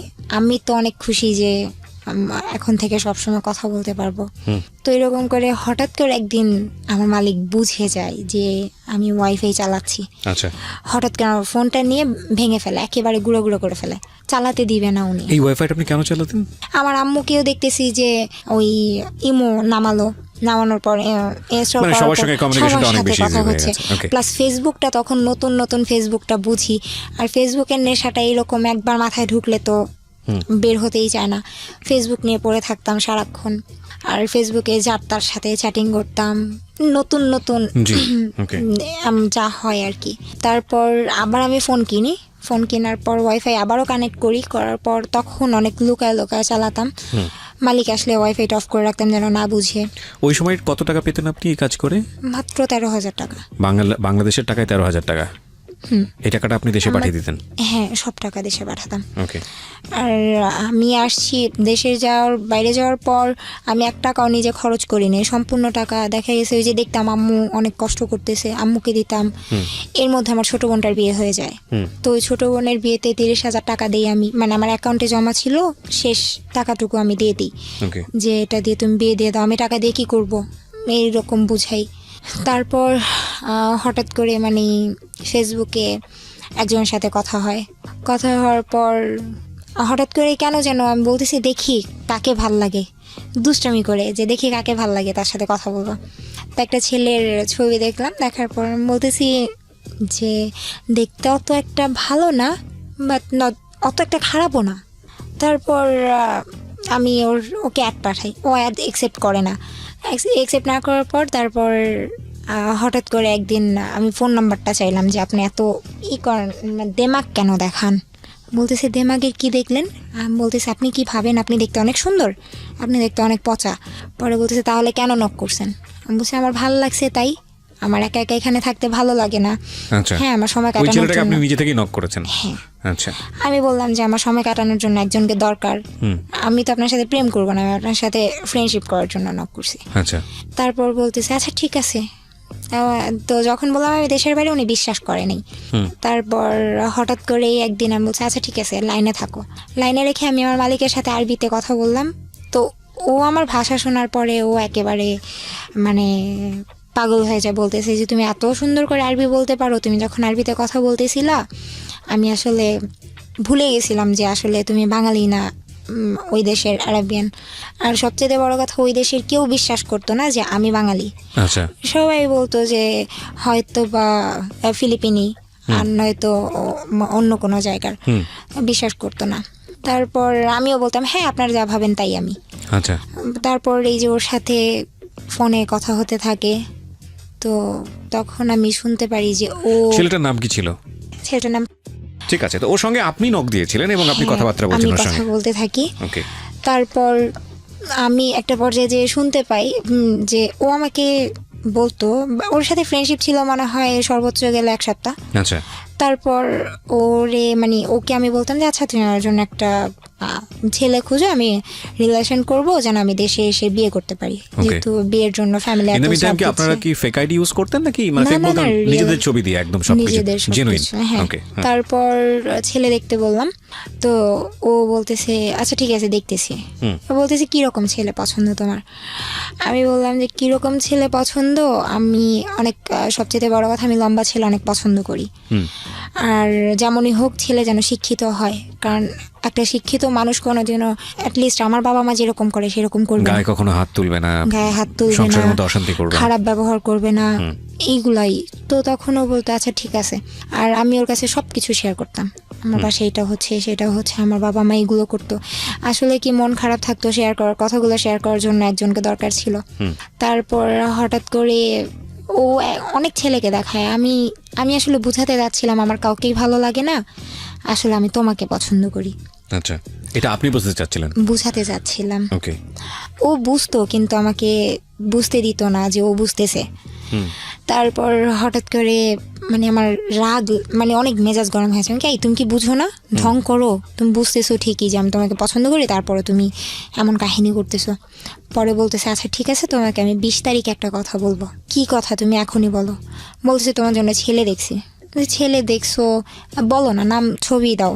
ও দিবে না, বলতেছে যা দেয় 20 তারিখে দিব। তো 20 তারিখ আসে, আমি তো ওয়েট করতেছি কার কথা বলবে। আমি মনে মনে ভাবতেছিলাম হয়তো ও নিজের কথাই বলবে। তারপর আপনাকে বলেছিল কিছু, যে আপনি ওর ফেসবুক আইডি দেখে ওর সঙ্গে জিজ্ঞেস করছিলেন যে হ্যাঁ। তুমি কোথায় থাকো, কি করো? হ্যাঁ, তখন কি বলেছিল? ওর বাসার ঠিকানা বলে যে আমি এখানে পড়াশোনা থাকি, করছে কিনা বা পড়াশোনা করছে। হ্যাঁ, কোথায় পড়াশোনা করছে? তখন অনার্স মনে হয়, অনার্সে পড়তেছে তখন। এরকম কথা বলেছে? হ্যাঁ। ওকে, ঠিক আছে। তারপর ওর সাথে কথা চলতে থাকে। 20 তারিখের ঘটনা। হ্যাঁ, রাত 12টা 1 ও আমাকে বলতেছে I think I love you. মানে কি? আপনার সঙ্গে ফেসবুকে কথা চলার কতদিন পরের ঘটনা এটা? এই তো 1 সপ্তাহ পর। 1 সপ্তাহ পর? 1 সপ্তাহের মধ্যে? 1 সপ্তাহের মধ্যে। I think I love you. Okay, হ্যাঁ। তারপর আমি বলতেছি যে কি বলছো, আমি শুনি নাই। ও বলতেছে আই লাভ ইউ। তারপর আমি অনেক খুশি যে আসলে আমি যেটা চাইছিলাম, আমি তো চাইছিলাম ও আমাকে প্রপোজ। যেখানটায় ছিলাম আমরা, মোমো। তারপর ও আমাকে বলে প্রপোজ করলো। তারপর আমি ওকে বললাম আচ্ছা আমি 5 মিনিট পর ফোন দিই। আচ্ছা। তো বলতেছে কেন 5 মিনিট পর ফোন দিবা? বলতেছে একটু কাজ আছে বলে। মানে অনেক বেশি খুশি ছিলাম। ও কি জানতো যে আপনি জর্ডানে কি ধরনের কাজ করেন? হ্যাঁ, সব জানতো? সব Okay. বলে দিছি। মানে আপনার লাইফের আদ্যপান্ত সব জানতো? হ্যাঁ। Okay. না, আর যখন ফ্রেন্ডশিপ হয় তখনই বলি যে আমি এই কাজ করি। আর ফ্যামিলি ব্যাকগ্রাউন্ড এরকম? হ্যাঁ। ওকে। তো তখন ও যখন আমি বললাম 5 মিনিট, ও বলতেছি কেন, কি হয়েছে? আমি বলছি যে না 5 মিনিট পর ফোন দিতেছি। বললাম ফোনটা রাখি। মজার কথা, আমি আমার রুমে গিয়ে এত বেশি খুশি ছিলাম, মানে আমি আমার খাটের উপর প্রচণ্ড লাফালাফি করতেছিলাম। একটা বার আমার খাটটা ভেঙে গেছিল। ওহো, ওকে। ও যে খুব বেশি সুন্দর তাও না, মানে আমার দিক থেকে অনেক। আচ্ছা। তো ওর সাথে রিলেশন হওয়ার পর আস্তে আস্তে মানে ওর সাথে কথা চলতে থাকে। তো এর মধ্যে হঠাৎ করে একদিন বলতেছে, না সারা রাত কথা বলতো, আমরা দুইজন একসাথে কথা বলতাম ভিডিও কলে। টাইমের একটা ব্যাপার ছিল যে বাংলাদেশের 4 ঘন্টা ডিফারেন্স ছিল। মানে আগানো না পেছানো? আগানো ছিল। ওরা ছিল আগানো। হ্যাঁ, আচ্ছা, ওকে। বাংলাদেশ ছিল আগানো। তো এখন আমি যখন ফোন দিতাম ওর এখানে, আমার এখানে যদি রাত 10টা বাজতো, ওর এখানে প্রায় অনেক রাত হয়ে যেত। তো এখন ভিডিও কলে ও কি করতো, ভিডিও কলে আমার সাথে লাইনে থাকতো। আমি বলতাম যে আমি সারাদিন এত কাজ করছি, আমার খুব খারাপ লাগতেছে, আমি একটু ঘুমাই। আচ্ছা। ও বলতেছে হ্যাঁ ঘুমাও। ও লাইনে থাকতো, আমি ফোনটা এক সাইডে রেখে আমি ঘুমিয়ে যেতাম। মানে এমন ভাবে রাখতাম যেন ও আমাকে দেখতে পারে। ওকে। তো মানে এইভাবে সম্পর্কটা এরকম ঘুমাতাম। পর্যায়ে ছিল? হ্যাঁ, এত ভালো ছিল। ইভেন আমি যখন গোসল করতে যেতাম ও বলতো যে আমি লাইনে আছি, তুমি 24 ঘন্টা আমাকে লাইনে রাখবা। তো তখনও আমি বেসিনের উপর ফোনটা রেখে আমি আমার মতো গোসল টোসল শেষ করে ঘরে আসতাম। মানে এটা কি, মানে এরকম একটা সেনসিটিভ মুহূর্ত ওকে আপনি সাথে রাখতেন? হ্যাঁ, মানে 24 আওয়ার্স আমার সাথে থাকতো। ওকে। তো ওকে। তারপর খাওয়া দাওয়া সব কিছুতেই। তো হঠাৎ করে একদিন দুপুর দিকে কথা বলতেছি, তো ও আমাকে মানে অন্যরকম একটা কথা বলে যে যেটা ভিডিও কলে, হ্যাঁ ও আমার সাথে লাইনে থাকতো সব সময়, বাট যেটা হতো যে ফোন সেক্স বলতে যেই ব্যাপারটা হয় সেটা ফার্স্ট ও আমাকে বলে যেদিন, সেই দিন ওর সাথে আমি ফোনে কথা বলতেছি আর আমার হাত পা কাঁপতেছিল। আমি বলছি যখন আমি তোমার সাথে ভিডিও কলে কথা বলি তখন আমি তোমার দিকে তাকাই না, আমি আমার মতো কাজ করতে থাকি, এই জন্য অত একটাই লাগে না। তো কথা বলতে বলতে হঠাৎ করে মানে আমার হাতে একটা ব্যাগ ছিল, ব্যাগের মধ্যে মানে ওই বাচ্চারা খেলে না, ওরা মনে হয় গ্লাস ভেঙে রেখে দিছিল। তো ওইটার সাথে ওর সাথে ফোনে কথা বলতে বলতে আমি এতই হয়ে গেছি, ওইটার সাথে লেগে আমার ডান পায়ের এই যে হাঁটুর নিচে এই জায়গাটায় এতটা কাটে, মানে আমি টেরও পাই না, মানে কেটে গেছে অলরেডি। মানে একদম রক্ত দিয়ে ভেসে যাচ্ছে, আমি বলতে পারি না, বাসায় কেউ ছিল না। তো হঠাৎ করেই আমার এমন একটা অবস্থা, ওর আমি বলতেছি আচ্ছা আমি একটু, আমার কেমন যেন লাগতেছে। বলতেছি কি হয়েছে? আচ্ছা পাটা এত গরম লাগতেছে কেন? তখনও ওর সাথে আমি লাইনে কথা বলতেছি। বলছে কেন, তুমি কি করতেছো? না কিছু করি না, আমি পায়ে না একটু আগে ব্যথা পেয়েছি। বলছে কিভাবে ব্যথা পেয়েছো? বলতেছে দেখো কি হয়েছে। যখন আমি পায়ের দিকে তাকাই, ফার্স্ট আমার ফ্লোরের দিকে চোখ যায়, যেমন ফ্লোরটা পুরো একদম ব্লাড দিয়ে যাতা অবস্থা। তো আমি আমার পাটা কাপড়টা উঠায় দেখতেছি পা থেকে মানে রেলে কাটা লাশ যেরকম হয়ে যায়, একদম মাংসটা ভিতর থেকে একেবারে কেটে যায়, এইরকম একটা অবস্থা হয়ে গেছে। অথচ আমার হুশই নাই, ওর সাথে কথা আমি এত ব্যস্ত। তো ওইটা দেখার পর আমি অনেক জোরে চিৎকার করি, বাসায় কেউ ছিল না, বাচ্চাগুলো স্কুলে ছিল। তো ও তখন চিৎকার শুনে ভিডিও কল দেয়। তো ভিডিও কলটা আমি রিসিভ করার পর ওকে আমি দেখানোর পর ও কান্নাকাটি করতেছে, কি হয়েছে তাড়াতাড়ি পা বাঁধো। তো সাথে আমার একটা কাপড় ছিল, হেজাব ছিল, হেজাবটা খুলে আমি পাটা বাঁধি। তারপর এক পর্যায়ে ওইটা দেখার পর আমি সেন্সলেস হয়ে যাব এমন অবস্থা। ও শুধু আমার ফোনটা তো আমার হাতেই ছিল, ও ও আমাকে বলতেছে যে গেটটা খুলো, চিৎকার করে আমাকে ডাকতেছে, মামা গেটটা খুলো, গেটটা খুলো। তুমি যদি এখন গেটটা না খোলার, যদি তুমি এইভাবে এই বন্ধ ফ্ল্যাটের মধ্যে যদি তুমি সেন্সলেস হয়ে যাও, হয়তো বা ব্লিডিং হতে হতে তুমি মারাও যেতে পারো। রাইট। তো আমি বারবার আমার পায়ের দিকে তাকাচ্ছি আর চিৎকার করতেছি। তারপর কোনো রকমের মানে পড়ে গেছি আমি মাটিতে। ও আমাকে ডাকতেছে, বলতেছে যে তুমি যদি এখন না উঠে গেটটা যদি না খুলো, তোমার সাথে আমার কোনো সম্পর্ক রাখবো না। এইটা শোনার পর আমি কিভাবে যে উঠছি আমি নিজেও জানি না, আমি গেটটা খুলছি। খোলার পর 4 তলায় আমার ফ্ল্যাটটা ছিল, আমি নিচে গেছি। নিচে যাওয়ার পর তারপর আমাকে ওই একজন দেখার পর আমাকে হসপিটালে নিয়ে যায়। তখন ও ফোনটা রাখে যে আমি হসপিটালে যাচ্ছি। ওই পর্যন্ত যতক্ষণ ওর সাথে কথা বলতেছিলাম ভালো ছিলাম। যখন হসপিটালে যাওয়ার পর আমার পায়ের কাপড়টা খুলে তারপর আমি দেখার পর একেবারে সেন্সলেস হয়ে যাই। ওকে। তো তখন ডাক্তার অনেক অবাক হয় যে তুমি এত বড় একটা অ্যাক্সিডেন্ট নিয়ে তুমি এখন এই মুহূর্তে এসে সেন্সলেস হইলা, তার আগে পর্যন্ত তুমি কিভাবে ঠিক ছিলা। বলছি আমি জানি না, না এরকম শক্তি আছে, লাভের এরকম শক্তি আছে, এর চেয়ে বড় বড় শক্তি আছে, আমি এটা আমার জানি জানা না। আছে। তারপর বাসায় আসার পর ওদের এখানে একটাই হচ্ছে যে যত বড় দুর্ঘটনাই ঘটুক ওরা চিকিৎসা করাবে, বাট তার 5 মিনিট পর থেকে কাজ করতে হবে। পা কাটা নিয়ে কাজ করতে হচ্ছে, হাঁটতে পারি না, সব কিছু করতেছি। তো ও তখনও পর্যন্ত ভিডিও কলে থাকতো সবসময় 24 ঘন্টা। তারপর দেখা গেছে এই যে জ্বর আসতো রাতে অনেক, এই কাটা পায়ের জন্য। তারপর ও লাইনে থাকতো, বলতো যে শান্ত হও, আমাকে সান্ত্বনা দিত, মানে অনেক 24 সাপোর্ট আওয়ার্স করতো। কোম্পানি যেটাকে বলে। হ্যাঁ। খেয়াল করবেন যারা শুনছেন তারা খেয়াল করবেন, বিশেষ করে টিনেজার যারা মানে এই ফেসবুক, ইউটিউব, ভাইবার, হোয়াটসঅ্যাপ, ইমো বা আরও সকল যে অ্যাপ্লিকেশনগুলো আছে যারা ব্যবহার করেন র্যান্ডামলি, এবং এগুলো কি যারা সম্পর্কের বিশ্বস্ততার জায়গা, এগুলো তো আসলে টুল মাত্র না, একটা টেকনোলজি, এগুলোর তো কোনো দোষ নাই, দোষটা হচ্ছে আমাদের। সো সিক্রেটস যেহেতু, তার মানে বুঝতেই পারছেন ঘটনা অন্যদিকে মন নেবে। অবশ্যই খেয়াল রাখবেন যে সম্পর্কের যে জায়গাটায় ওরা আছে সেটা হচ্ছে সবচাইতে পবিত্রতম ফিলিংস, এবং সবচাইতে পবিত্রতম ফিলিংস বলতে আমি যেটা বোঝাচ্ছি না, সৃষ্টিকর্তার প্রতি যে ফিলিংস আমাদের থাকে সেটা হচ্ছে সবচেয়ে পবিত্র ফিলিংস। তারপরে যদি আমরা বলি যে প্রেম, প্রীতি, ভালোবাসার সম্পর্কের জায়গাটা, এবং সেটাও যদি রিলিজিয়াস জায়গা থেকে বলি সেটার একটা ডিফারেন্ট শেপ আছে, কিন্তু আমরা যদি ইন জেনারেলি বলি তাহলে মানুষের মনের মধ্যে যেই মারাত্মক রকমের ফিলটা জন্ম হয় সেটা ভালোবাসলেই জন্ম হয়, এবং সেটা দ্বিপাক্ষিকভাবেই যখন খুব অনেস্টির জায়গায় থাকে সেটা খুব চমৎকার একটা ফিলিংসের জায়গা। তো সেই জায়গাটায় আছে হচ্ছে গল্পটা, এবং খেয়াল রাখবেন এটা অনেকের জীবনেই ম্যাচ হবে। আজকের এই সিক্রেটসটা অনেকের সাথেই মিলে যাবে। বলুন তারপর সবসময় থাকতো ফোনে। আস্তে আস্তে সুস্থ হই। আর এইদিকে ওর প্রতি আমি এতটাই অ্যাডাক্টেড হয়ে যাই যে আমার এইদিকে কাজে মন নাই, কাজ করতে পারতাম না ঠিক মতো, ম্যাডাম এসে রাগারাগি করত। তো তারপর ওর সাথে মানে এরকম কথা হতো, আর কাজের অনেক তো ব্যাঘাত ঘটতই। তারপর আস্তে আস্তে ওকে আমি দেখতাম যে রাতের পর রাত ও জেগে থাকতো, দিনের পর দিন জেগে থাকতো। তো একদিন আমি বলতেছি, আচ্ছা তুমি এত সারা দিন রাত না ঘুমিয়ে কেমনে থাকো, একটা মানুষ কিভাবে সম্ভব, কিভাবে তুমি এভাবে থাকো। পরে বলতো যে না তোমার অনেক লাভ করি, তোমার সাথে থাকতে পারি না, এটা সেটা, এই জন্য। তো আমি অনেক খুশি যে এরকম একটা মানুষ আমি পাইছি যে নাকি আমাকে অলওয়েজ সাপোর্ট করে।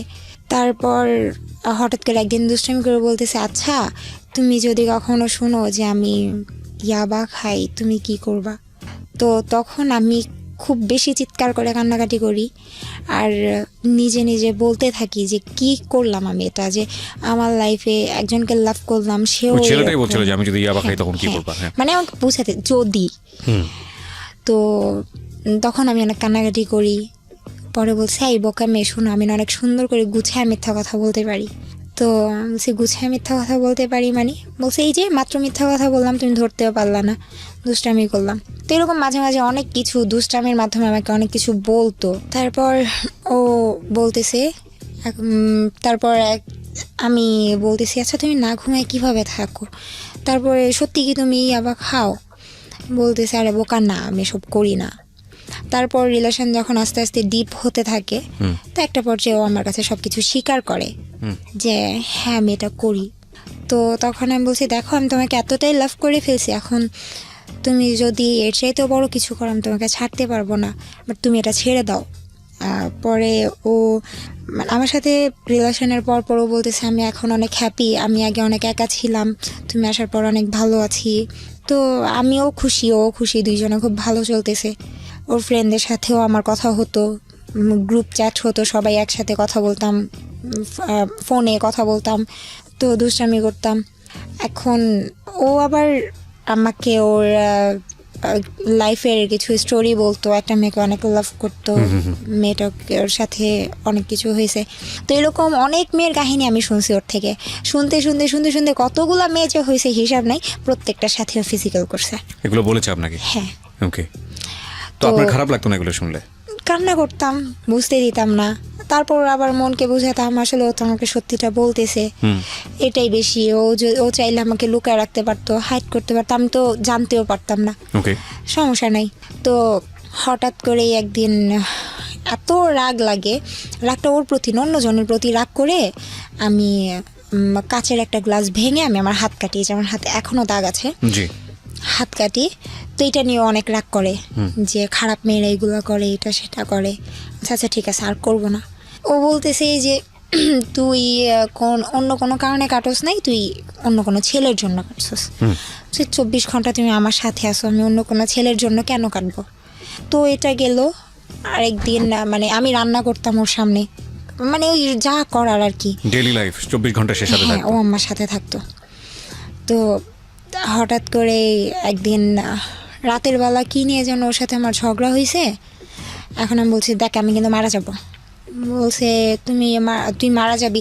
আর ও অনেক খারাপ ভাষায় গালি দিত আর এবং মিথ্যা সেগুলো বলতো। আপনার কাছে মধুর লাগতো? হ্যাঁ মধুর লাগতো প্রথম এক্স্যাক্টলি, হ্যাঁ, প্রথম এগুলো সত্যি। মধুর লাগে। আমি কিছুই বলতাম না। তারপরে আস্তে আস্তে যখন দেখি গালির পরিমাণ বাড়তেছে, আমিও তখন গালাগালি শুরু করে দিই। ওকে, মানে ও যেমন ওর বাবা মা তুলে গালি দিচ্ছে, তখন আমি ওর বাবা মা তুলে গালি দেওয়া শুরু করি। এটা কি মানে আপনাদের তখনও দেখা হয়নি, সবকিছু দেখা ভার্চুয়ালি হয় হচ্ছে? নাই। মানে ভিডিও কল টল এগুলোর মধ্যে? ভিডিও কলে সব হচ্ছে, ওর সামনে গোসল করতেছি, ফোন সেক্স হচ্ছে, সব হচ্ছে।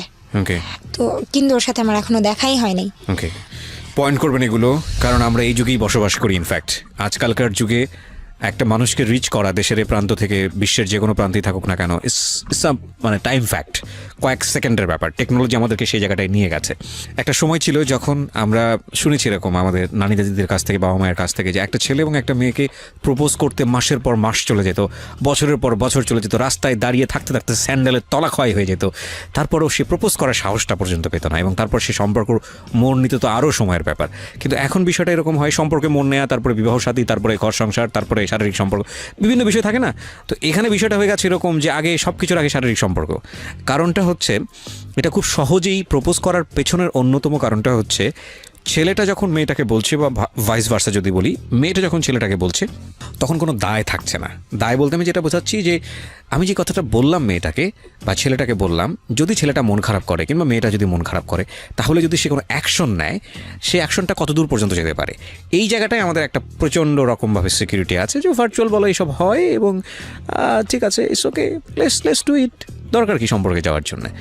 কিন্তু মূল কথা হচ্ছে একবার যদি আপনি এই সব জায়গাতে ঢোকেন এবং সেটা যদি বিশ্বস্ততার সম্পর্ক না হয়, কিংবা বিশ্বস্ততার সম্পর্ক না হয়েও যদি এরকম বিষয় হয়, যদি লস হয় তাহলে দ্বিপাক্ষিকভাবেই লস হওয়ার সম্ভাবনা আছে, সেই জায়গাটাও যদি না হয়, তাহলে এটা অনেক বড় একটা বিপদের কারণ হতে পারে।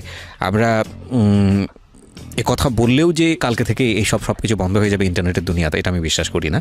তবে কিছু মানুষ সতর্ক হবে, আর আজকের এই গল্পটা শুনলে অনেকেই সতর্ক হবে, এবং শুধু সতর্ক না, ভয়ানকভাবে সতর্ক হবে। সামনের দিকে আগাই। তারপর আমি দুজন এত রাগারাগি, এত গালাগালির মধ্যে পরে হঠাৎ করে কি নিয়ে যেন অনেক বড় একটা ঝগড়া হয়। তো ওরে আমি বলতেছি দেখ আমি কিন্তু সুইসাইড করব বলতেছে। আর আমি একটু বলি যে আমার রুমটা ছিল, বাড়িটা ছিল ডুপ্লেক্স, ডুপ্লেক্সের নিচতলাতে ছিল বসার রুম, দোতলাতে ছিল শোয়ার রুম, আর দোতলার সাইডে আরেকটা মানে আলাদা করে ছাদের মতো করা, যেখানে সাইডে বাগান করা, আর আমার রুমটা ছিল তার পাশেই। মানে পুরো বাড়িটার মেট হিসেবে ছিলেন, মানে সার্ভিস দিতেন। তো আমার ওই সাইড, আমার রুমটা এমন একটা সাইডে ছিল, প্লাস আমার রুমের বাইরে যে মেন গেটটা থাই গ্লাস লাগানো ছিল, যে আমি যদি এখানে চিৎকার করে মরেও যাই আমার পাশের রুমের কেউ শুনবে না। একটু দূরেতে ছিল রুমগুলো। তো ওরে আমি বলতেছি যে দেখো, বাড়িটা কি একজনেরই ছিল? হ্যাঁ, একজনেরই ছিল। মালিক কি করতেন বাড়ির? মালিক লয়ার, আইনজীবী ছিলেন। আচ্ছা, ওকে। তো ওরে আমি বলতেছি দেখো, আমি এখানে একা একা থাকি, আমার ফ্যামিলি ছাড়া থাকি, এমনিতেই মানসিক একটা চাপ আমার ভিতরে, আর আমি বাবা মা ছাড়া কখনো থাকি না, এখানে থাকি। তোমাকে নিয়ে আমি হয়তো বা ভালো আছি, বাট তুমি এমন কিছু করো না যাতে আমার উল্টাপাল্টা আমার মরে যেতে ইচ্ছা করে। ওকে। তো ওরে আমি বলতেছি, ও আমাকে তুই করে বলতেছে, আমি তুই করে বলতেছি, আমি দেখ আমি কিন্তু মরে যাব। বলতেছে যে যা, তাতে আমার কি? বলছে সত্যি কিন্তু। পরে বলতেছে যে হ্যাঁ মরে যাবি, কি করবি? আমি গলায় দড়ি দিব। পরে বলতেছে আচ্ছা ঠিক আছে, গলায় দড়ি দিবি, পারলে আমার সামনে দে, সব কিছু তো আমার সামনে করো, সেটা আমার সামনে কর। বলছি আচ্ছা ঠিক আছে করব। তো আমি নিচের কাজ টাজ শেষ করে ম্যাডামকে বিদায় দিলাম। বললাম যে ম্যাডাম আমি এখন ঘুমাবো, আমার অনেক খারাপ লাগতেছে, আমি একটু যাই, শরীরটা খারাপ। বলতেছে আচ্ছা ঠিক আছে চলে যাও। এগুলো কি আপনি আরবিতে বলতেন? হ্যাঁ, ওকে, পারতেন? সম্পূর্ণ আরবিতে। আমি এখনো পুরো সম্পূর্ণ আরবিতে কথা বললে হয়তো কেউ বুঝবেই না, আমি বাঙালি না, আরবিয়ান। ওরে বাবা, এগুলো শিখেছেন কিভাবে আপনি, কোত্থেকে? জানি না, আমি মানে আমার মানে কোনো কিছু শুনলে, কোনো কিছু দেখলে খুব সহজেই ওটা আমি আয়ত্তে আনতে পারি। তারপর ম্যাডামকে বললাম, বলার পর এখন ম্যাডাম বলতেছে যে তোমার মুখটা এমন লাগতেছে কেন, তুমি কি দেশে কথা বলছো, তোমাকে দেশে টাকা পাঠানো লাগবে? না, আমার টাকা পাঠানো লাগবে না। তো আরবিতে কথাটা বলার পরে আমি বলছি আমি যদি না থাকি আমি টাকা দিয়ে কী করবো? বাংলায় বলছি কথাটা, আরবিতে ওইটা বলার পর বাংলায় এটা বলছি। ওকে, আমরা এখানে একটা বিরতি নেব, প্রিয়সরা শুনতে যাচ্ছেন। আমি কথা না বাড়িয়ে তার কাছে আবারও ফিরছি। আমাদের চ্যানেলটির ঠিকানা হচ্ছে youtube.com/dfm904। আমি আবারও বলি youtube.com/dfm904। আনফর্চুনেটলি আমাদের কন্টেন্ট অনেকগুলো ফেক চ্যানেলে আপলোড হয়। আমি বেশ কয়েকটি চ্যানেলের নাম এখানে বলতে পারি, যেগুলো আমরা খুব কঠিনভাবে এখন মনিটর করছি। আমরা আপনাদেরকে বিনীতভাবে অনুরোধ করছি যে আপনারা আমাদের কোনো কন্টেন্ট নিজের চ্যানেলে আপলোড করবেন না, কেউ কোনো ব্যক্তিগত চ্যানেলে আপলোড করবেন না, বিশেষভাবে আপনাদেরকে অনুরোধ করছি। আর যদি এটা কন্টিনিউসলি করতে থাকেন তাহলে আমি যেটা দেখলাম যে আপনাদের অনেকেরই চ্যানেল আছে যেগুলো আপনারা আমার পুরনো অনুষ্ঠান যেগুলো ছিল অন্য রেডিওতে সেগুলো আপলোড করেছেন, এখানকারগুলো আপলোড করেছেন, আপনারা চ্যানেল অনেক দিন ধরে চালাচ্ছেন।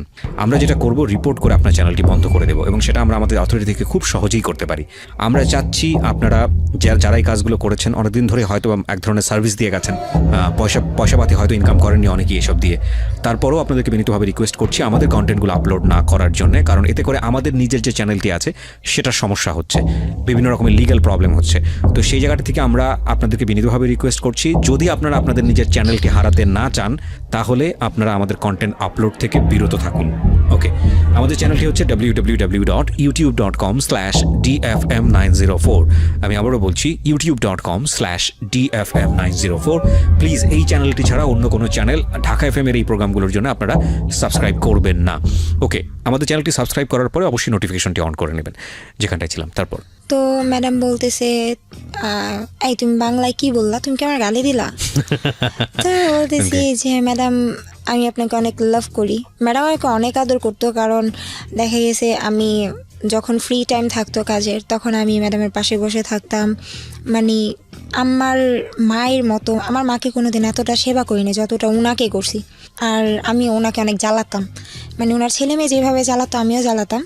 তো উনি বলতো যে আমার 3টা না 4টা ছেলে মেয়ে, 2 মেয়ে 2 ছেলে।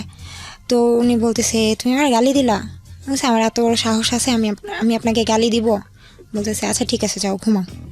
তারপর আমি বিদায় টিদায় দিয়ে ঘুমাতে গেলাম। তো তখন আমি বলতেছি, তখনও কিন্তু লাইনে অডিও কলে, মানে যখন সামনে কেউ থাকে তখন অডিও কলে থাকে, আর আমি যখন একা থাকি তখন ভিডিও কলে। এখন কি অবস্থা আছে? আপনার ফোনে কি আছো? না না, ওকে ফাইন, ফোন অফ হয়ে গেছে। তো তারপর আমি উপরে যাওয়ার পর মানে ম্যাডাম বুঝতে পারছিল হয়তোবা যে আমার মন খারাপ। তো আমি উপরে যাওয়ার 5 মিনিট পরে উনি আমার পিছিয়ে যায় আর আমার মেন গেটের দরজাটা নক করে। আমি বলছি আপনি কেন আসছেন? আমি গেট বন্ধ করে দিলাম, আমি তো ঘুমাবো। বলতেছে যে আচ্ছা তুই গেটটা খোলা রেখে ঘুমা, তোর ঘরের গেট লাগা কিন্তু এটা খোলা রাখ। কিন্তু আমি আমার রুমের গেট কখনো বন্ধ করতাম না, কারণ আমার রুমের গেট একটু সমস্যা হতো, বন্ধ Okay. হতো না, এই জন্য মেন গেটটা বন্ধ করে ঘুমাতাম। তো আমি বলতেছি ম্যাডাম কি করবেন আপনি? বলতেছে যে আমি এখানে বসে সীসা খাবো। আমি সীসা বানাতে পারি খুব ভালো করে। আপনি হ্যাঁ, অনেক সুন্দর করে বানাতে পারি। সীসা কি ওদের দেশে লিগ্যাল না? ওরা সবাই খায়? হ্যাঁ, সবাই খায়। ওকে। তো সীসাটা পরে আমি বলতেছে আচ্ছা তুই তো ঘুমাতে যাবি, আমার সীসাটা বানায় দিয়ে যা। তো বানায় টানে আমি রাখলাম, না ভাবছি যে হ্যাঁ উনি এই জন্যই আসবে, কিন্তু ওনার ছিল যে গেটটা খোলা রাখবে উনি। ওকে। তারপর উনি চলে যায়। তো আমি তখন আমার বয়ফ্রেন্ডকে বলতেছি যে দেখো আমার অনেক খারাপ লাগতেছে, তুই দেখ তো আমার অনেক খারাপ লাগতেছে, তুই আমার সাথে এমন করিস না। বলতেছে যে তুই তুই না মরবি বললি, মরবি না, ভয় লাগতেছে। বলছি না, ভয় আমি পাই না, ভয় জিনিসটা আমার ভিতরে নাই। পরে বলতেছে যে তো মরবি মর। আমি বলছি হ্যাঁ মরবো তো, আচ্ছা দাঁড়া আমি আর আম্মুর সাথে একটু কথা বলি। তারপর ওরে কনফারেন্সে রেখে আম্মুর সাথে কথা বললাম। ওরে কনফারেন্সে রেখেছেন মানে? ও কথা বলতো আপনার মার সঙ্গে? ও কথা বলতেছে না, ও চুপ করে চুপ আছে। করে শুনছে যে আসলে আপনি মার সঙ্গে এতটা প্রাইভেসি শেয়ার করা, মানে ইমোশনালি ফুল হলে যেটা হয় আর কি। ওকে, বলেন তারপর। তারপর ও মানে যখন আমি রুমে গেলাম আর আমার রুমে যাই, যাওয়ার পরে ও বলতেছে যে মামা একটা কাজ কর। আমি কি করব? বলতেছে তোর ফোনে যে আমার ছবিগুলো আছে ছবিগুলো ডিলিট কর। আমি ছবি ডিলিট করব, আচ্ছা করতেছি। পরে বলতেছে ডিলিট করার সময় স্ক্রিনশট দিবি, তারপর ডিলিট করার পরে গ্যালারি স্ক্রিনশট দিবি, আমি সব কিছু দেখবো, প্রুফ দে তুই যে সব কিছু কাটছস। সব কিছু ডিলিট করে দিলাম। তারপর বলতেছে আচ্ছা তোর সাথে আমার লাস্ট কল কখন, ফোন কল যখন হয়েছে ওই লিস্টটা ডিলিট কর। তারপর মানে হাসতেছিলাম যে পরে আমি বলতেছিলাম আমি যদি এই দেশে মরে যাই তোমার ওই দেশে পুলিশ ধরবে না, ভয় পাও কেন? বলতেছে তুই ডিলিট কর। করলাম, তারপর স্ক্রিনশট দিলাম যে করছি। পরে বলতেছে আচ্ছা ঠিক আছে এবার যা করার কর। তারপর আমি ওয়াশরুমে গেলাম, যেহেতু বাইরের দেশে কোনো ফ্যান এরকম আমাদের দেশের মতো ফ্যান চলে না, ওদের হয় এসি না হয় এমনিতে কিছু থাকে না। ওয়াশরুমের মানে যেই জানালাগুলো থাকে সেগুলো অনেক উঁচুতে থাকে। তো ওরে আমি ফোন দিয়ে লাইনে রাখছি, ও বলতেছে, আমি বলছি আচ্ছা আমি ফোনটা রাখি। বলতেছে না আমি লাইনে থাকবো, আমি দেখবো তোর কত বড় কলিজা। তো মানে আমার এখনো বুক কাঁপতেছে, কথাগুলো মনে পড়লে এমন লাগে। তারপর ওরকে লাইনে রেখে আমি বেসিনের উপর ফোনটা রাখছি।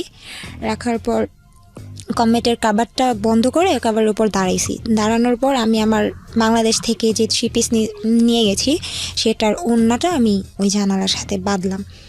এখন বলতেছে যে এতক্ষণ লাগে। তারপর বাঁধার পরে একদম এক পর্যায়ে ফাঁসি যেভাবে দেয় সেভাবে পুরোপুরি শেষ। ওর দিকে তাকায় দেখেও হাসতেছে, মানে ফোনে ভাবছে হয়তো এই পর্যন্ত করে আমি নেমে যাবো, আর কিছুই করব না। তারপর একটা পর্যায়ে আমি গলার মধ্যে ওড়নাটা ঢুকাই, ঢুকানোর পর আমি পাটা ছেড়ে দিই, ঝুলে যান আপনি? হ্যাঁ ঝুলে যাই। তারপর ও খুব চিৎকার করে, লাউড স্পিকার ছিল, আমি শুনতেছিলাম, দিল মামার নাম, ওইখান থেকে নাম তুই। তো আমি ওইখান থেকে যে নামবো, আমি তো পায়ের নিচে কোনো টুল দিয়ে নেই, আমি কমেটের উপরে দাঁড়ায় নিছি। এখন ওই পর্যন্ত পাটা আমার যাবে না, আমি নামতে পারবো না। আর আমি যে হাত দিয়ে ওড়নাটা খুলবো ওইরকম কোনো মানে স্কোপ ছিল না। তো আমার এমন অবস্থা হয়ে গেছে, ও ভয়ে ও ফোনটা কেটে দিছে। ও এটা ভয় পাইতেছিল যে কেউ যদি এসে দেখে ও লাইনে হয়তো ওর নামে কেস হবে, আর এই জন্য ও সবার আগে ওর ছবিগুলোর কল লিস্ট সব কিছু ডিলিট করছে। করার পর জানি না হয়তো বা কপালে মরণ নাই, তার ওই যে ম্যাডাম রুম খোলা রাখছে, ম্যাডাম আসছে, আসার পর দেখতেছে যে আমার অবস্থা একেবারে খারাপ হয়ে গেছে। উনি তো চিৎকার দিয়ে সাথে সাথে এসে উনি কমেটের উপর দাঁড়ায়, তারপর কেচি দিয়ে ওনাটা কেটে ফেলে, কারণ খোলার মতো অত সময় ছিল না। তো আমাকে নামানোর পর আমি সাথে সাথে সেন্সলেস হয়ে যাই। তার কখন জ্ঞান ফিরছে আমি জানি না, তো ম্যাডাম মানে আমার জ্ঞান ফেরার পর আমাকে একটা থাপ্পড় দিছে, অনেক বলছে এইটা করার জন্য তুই উপরে আসছস। আমার মন বলছিল তুই উল্টাপাল্টা কিছু করবি, এই জন্য আমি গেটটা খোলা রাখছি, আজকের পর তুই কোনোদিন গেট লাগাবি না। তো এই ঘটনা ঘটলে তো মানে আমাদের মতো জায়গা হলে তো বাসা থেকে বের করে দিত। হ্যাঁ, কিন্তু উনি আমাকে অনেক আদর করতো, প্লাস উনি আমাকে যে নিছে ওনার বাসায়, ওনার অনেক টাকা নষ্ট করে নিতে হয়েছে। আর সবচাইতে বড় কথা, উনি আমার মায়ায় পড়ে গিয়েছিল। এটা আমি সবসময় শুনছি, সবাই আমাকে বলে যে আমি নাকি মানুষের সাথে অনেক মিশতে পারি, মানুষের মন জয় করতে পারি, জানি না। এটাও বলতো যে তুমি আমার মাকে মানায় চলতে পারবা। তো তারপর আমার যখন জ্ঞান ফিরে আমি ওকে ফোন দিই, ফোন দেওয়ার পর ওর মধ্যে কোনো ফিলিংস নাই। আবারও কথা চলতে থাকে, এরকম করতে করতে হঠাৎ আরেকদিন এমন রাগ লাগে, এমন ঝগড়া হয়েছে। আবার একদিন মানে এই ভালো চলতেছে, 24 আওয়ার্স আমার সাথে থাকতেছে, সব কিছু হচ্ছে, এর মধ্যে আবার এমন ঝগড়া হয়। আমি বলছি দেখ আমি কিন্তু আবার মারা যাবো, আবার সুইসাইড করবো। বলতেছে কয়বার করবি, কর না, তোর তো কিছু হয় না, তুই মরবি না। যে দেখো বেশি ভালো হবে না কিন্তু। পরে বলতেছে আচ্ছা তুই কী করবি কর। তারপর আমি ওইখানে ম্যাডামের রুমে ওষুধের একটা আলাদা একটা ছিল, আপনার আলাদা একটা সাইট ছিল যেখানে শুধু ওষুধ থাকবে। ওইখানে গেলাম, ওইখানে যাওয়ার পর অনেকগুলো ওষুধ নিলাম। নেওয়ার পর তখনও বলতেছে তুই কী করবি, ভিডিও কল আমার সামনে কর, তুই করবি, আমার বিশ্বাস হয় না। মানে আমাকে ও করাবেই, এটা করতেই হবে, ও দেখবে নিজের চোখে প্রমাণ। তোর সামনে আমি প্রায় 3টা ওষুধ যখন খেলাম তখন বোধহয় থাকার কিছু করা লাগবে না, তুই দেখবি, শেষটা দেখে যা। শেষ পর্যন্ত আমি সবগুলো ওষুধ মানে খাওয়ার আগে পর্যন্ত মানে খাবো 5টার মতো খাইছি। তার মধ্যে আমার আরেকটা ফোন আসে, আরেকটা ফোন আসার পর আমার আম্মুর ফোন ছিল, সেটা ফোনটা ধরার পর আমি কথা বলতে বলতে মানে ইমোশনাল হয়ে যাই। মা আমার জন্য মন খারাপ ছিল, মার সাথে মা বলতেছে মামা তোর কথা অনেক মনে পড়তেছে। তখন আর কি বুঝলাম যে মার মন, এমন একটা সময় ফোন দিতে হলো। তারপর আমি সব ওষুধগুলো ফেলে দিই, 10টা ওষুধ ছিল, 5টা খাওয়ার পর 5টা ফেলে দিই। তারপর ওই 5টা খাওয়ার পর আমি সারাদিন আমার মানে কোনো ক্ষতি হয় নাই, কিন্তু আমার এমনিতেই খুব মাথা ঘুরতো, পড়ে যাব লাগে এরকম। তারপরে লাস্ট টাইমে যখন বাংলাদেশে চলে আসব তার আগে আরেকবার এরকম ঝগড়া হয়, তখন আমি আমার ঘরে আগুন লাগিয়ে দিই। ওখানে? হ্যাঁ, ওইখানে আমার খাট ছিল না, ওইখানে তো আপনার যেই আলাদা যেই বেডগুলো থাকে যে ফর্মের, ওইগুলো ছিল, আমি এটার মধ্যে আগুন লাগিয়ে দিই। তারপর ঘরের দরজা পর্যন্ত বন্ধ করে দিই। একেবারে ঘরে যা ছিল সম্পূর্ণ পুড়ে গেছে, আমি সেন্সলেস হয়ে গেছি ঘরের মধ্যে। তো জানালা দিয়ে যে কালো ধোঁয়াগুলো বের হয়েছে সেটা পাশের বাড়ির লোক দেখে আমাদের বাসায় লোক পাঠানো হয়, তারপরে আমাকে ওইখান থেকে বের করা হয় জানালা দিয়ে এসে। তারপর আপনার মালিক আপনাকে কিছু বলে নাই? তারপরেই তো আমাকে একদম তাড়াতাড়ি করে টিকিট কেটে পাঠিয়ে দিল। ও এই ঘটনার পরে আপনাকে টিকিট কেটে পাঠিয়ে দেয়? আচ্ছা। যে এইভাবে রাখলে তুই যে কোনো মুহূর্তে একটা কিছু করে ফেলবি। আসার পর ভালোই সম্পর্ক চলতেছে। না দাঁড়ান, আসার পরে আপনি ওনার সঙ্গে ফার্স্ট মিট করলেন?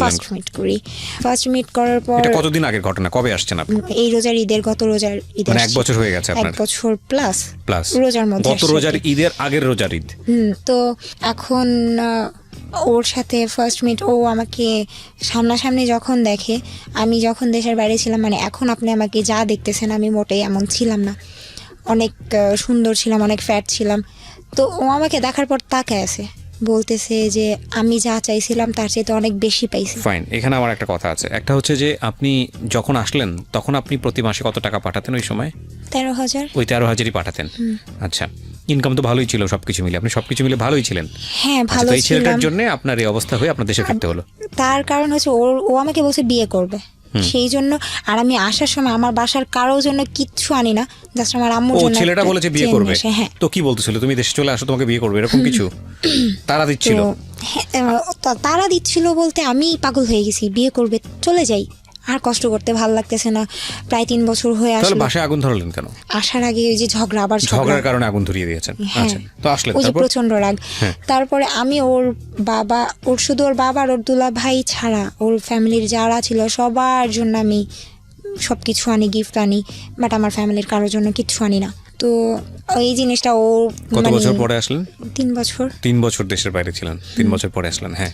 তারপর ওর সাথে ফার্স্ট মিট যখন, তখন ও বলতেছে আমি যা চাইছি তার চাইতে অনেক বেশি সুন্দর তুমি। আর ওর ফ্যামিলি সবাই ছিল কালো, এখন মানে যেটা সত্যি কথা, ওর ফ্যামিলি সবাই কালো। তো বলতেছে যে তুমি তো আমার বংশের সবচাইতে বেশি সুন্দরী হবে। আমি বলছি থাক, এমন করে বলার দরকার নাই, শুধু বিয়ের টাইমে বিয়েটা করলেই হবে। দুষ্টামি করতেছিলাম। এরপর থেকে ভালো রিলেশন হচ্ছে। ফার্স্ট যেদিন আমাদের দেখা হয়, সবচাইতে মানে ইন্টারেস্টেড ব্যাপারটা হচ্ছে এটা যে ফার্স্ট দিনই আমাদের ফিজিক্যাল হয়ে যায়। কোথায় মিট করেন আপনারা? মানে ও আমাকে একটা জায়গায় নিয়ে যায়, ও বলতেছে চলো আমার একটা সিক্রেট কফি শপ আছে, ওইখানে আমরা যাব।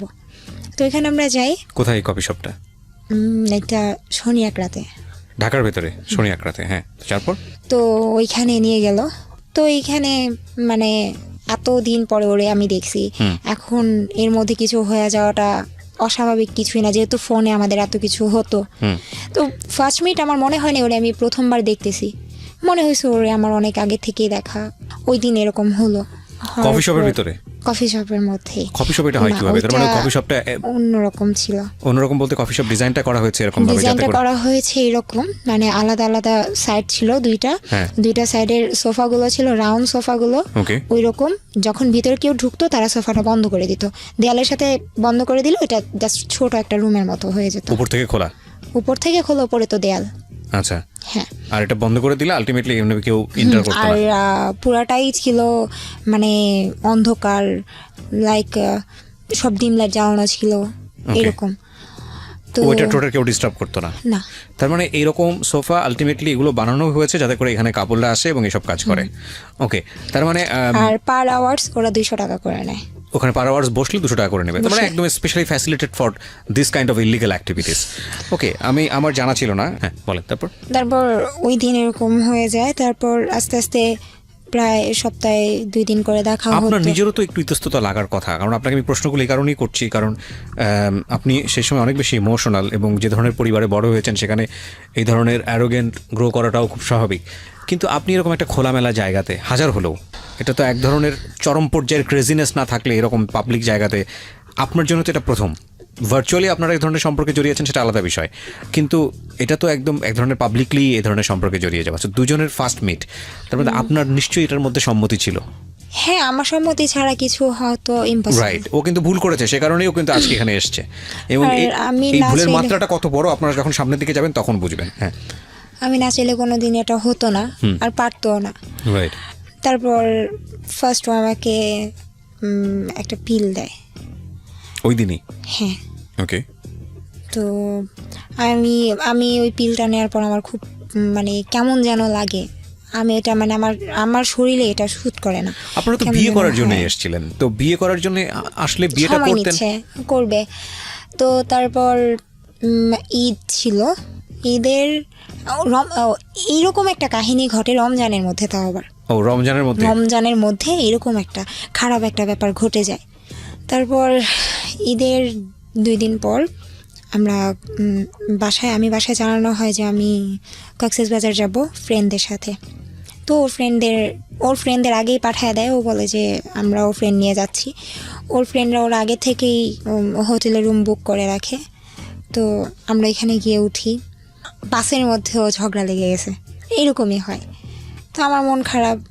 ওইখানে যাওয়ার পর মানে এমন একটা অবস্থা হয়েছে, মানে ও যে এতটা পাগল, আমি রুমে ঢুকতে দেরি, এতটা জার্নি করে আসছি, ওর আমার উপরে ছাপায় পড়তে দেরি নেই। এক কথায় না বললে পারলাম না। মানে আলটিমেটলি বিষয়টা ছিল এরকম যে আপনারা ওখানে গিয়ে পার্সোনালি টাইম পাস করবেন। হ্যাঁ। ওকে, তো আপনি ওকে, তো ওইখানে গেলাম। রোজ একটা না মনে হয় 3 দিন ছিলাম। রোজই মনে হয় মানে ওই ঝগড়াটাই হচ্ছে বেশি। কাছাকাছি থেকে ঝগড়াও হচ্ছে। কিসের ঝগড়া ছিল? কি বিষয়ে ঝগড়া হতো? হ্যাঁ, ছোটোখাটো ব্যাপার নিয়ে ঝগড়া লেগে যাচ্ছে। আচ্ছা। কথাই মিলছে না। তো এর মধ্যে আমি ওকে একটা কথা বলছিলাম যে যাই করো আমার সামনে করবা, তুমি যত বড় অপরাধ করো আমার সামনে যদি করো আমি তোমাকে মাফ করে দেবো, আমার পিছনে কিছু করবে না। আপনার সন্দেহ তো কোনো অপরাধ করে? ওই যে নেশাগ্রস্ত ব্যাপার বা কোনো মেয়েলি কোনো ব্যাপার। হ্যাঁ, তখন ও আমাকে, আর ওর সবগুলো টাকা আমার কাছে ছিল। তো একটা জিনিস ভালো লাগতো, যখন টাকা লাগতো মানে ওই জায়গায় থাকাকালীন আমার কাছে টাকা চাইতো যে দাও, আর একটা কথা আমাকে বউ বলে ডাকতো। বউ আমার টাকা লাগবে, অনেকেই বউ বলে ডাকে। হ্যাঁ, যে আমার টাকা লাগবে আমি এটা করব। তো একদিন আমি বলছি কি করবা, বলছে ড্রিঙ্কস করবা। আমি বলছি আচ্ছা তোমার ফ্রেন্ডরা আছে, আচ্ছা ঠিক আছে করো, বাট আমার সামনে। বলতেছে তোমার সামনে কেমনে? আমি বলছি তোমার নাম, বলছি যে যা করবো আমার সামনে করবো, আমি কিছু বলবো না। তো ওর ফ্রেন্ডদের রুমে আমাকে নিয়ে যায়, আমার সামনে ওরা সবাই মানে রুমের ভিতরে ঢুকার পরে আমার জাস্ট এই মানে মনে হয়েছে আমি সেন্সলেস হয়ে যাব। কেন?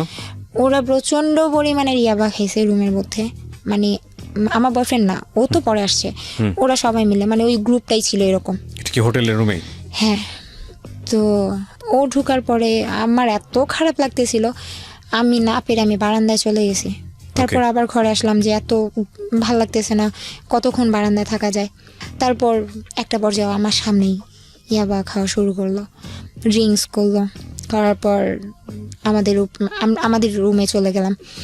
তো 3টা দিন মানে ও নিজে মানে এই কথাগুলো বলতেছি এই জন্য যে ও যদি কখন এটা শুনে, ও হয়তো বা নিজের মন থেকে হইলেও ও মানবে যে হ্যাঁ এটাও করছে, যে ও জানতো যে আমার লাইফের ফার্স্ট ওই ছিল। কারণ 3 দিন ও আমার সাথে ছিল, 3 দিনে মানে আমার কি অবস্থা হয়েছে আমি জানি, দিন রাত এক হয়ে গেছে।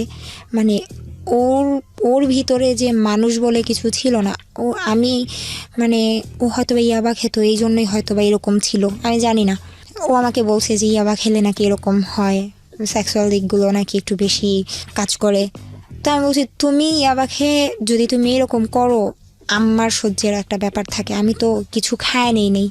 হ্যাঁ আমি একটা নর্মাল মানুষ, আমার খারাপ লাগে। তো ও কিছু মানতো না, ওর মতো ও করতো। তো একটানা 3 দিন এরকম, তারপর আমি প্রায় সিক হয়ে যাই, এরকম অবস্থা। মানে অমানসিকভাবে চলতে থাকে বিষয়গুলো। হ্যাঁ এগুলো চলতে থাকে। আমারও ইচ্ছে ছিল আমি কখনো ওরে মানে ওর মন খারাপ হোক, ওর ভালো লাগে না বা ওর কষ্ট পাক এমন কিছু কাজ আমি কখনোই করতাম না। থাক আমার কষ্ট হোক, ও যা খুশি করুক।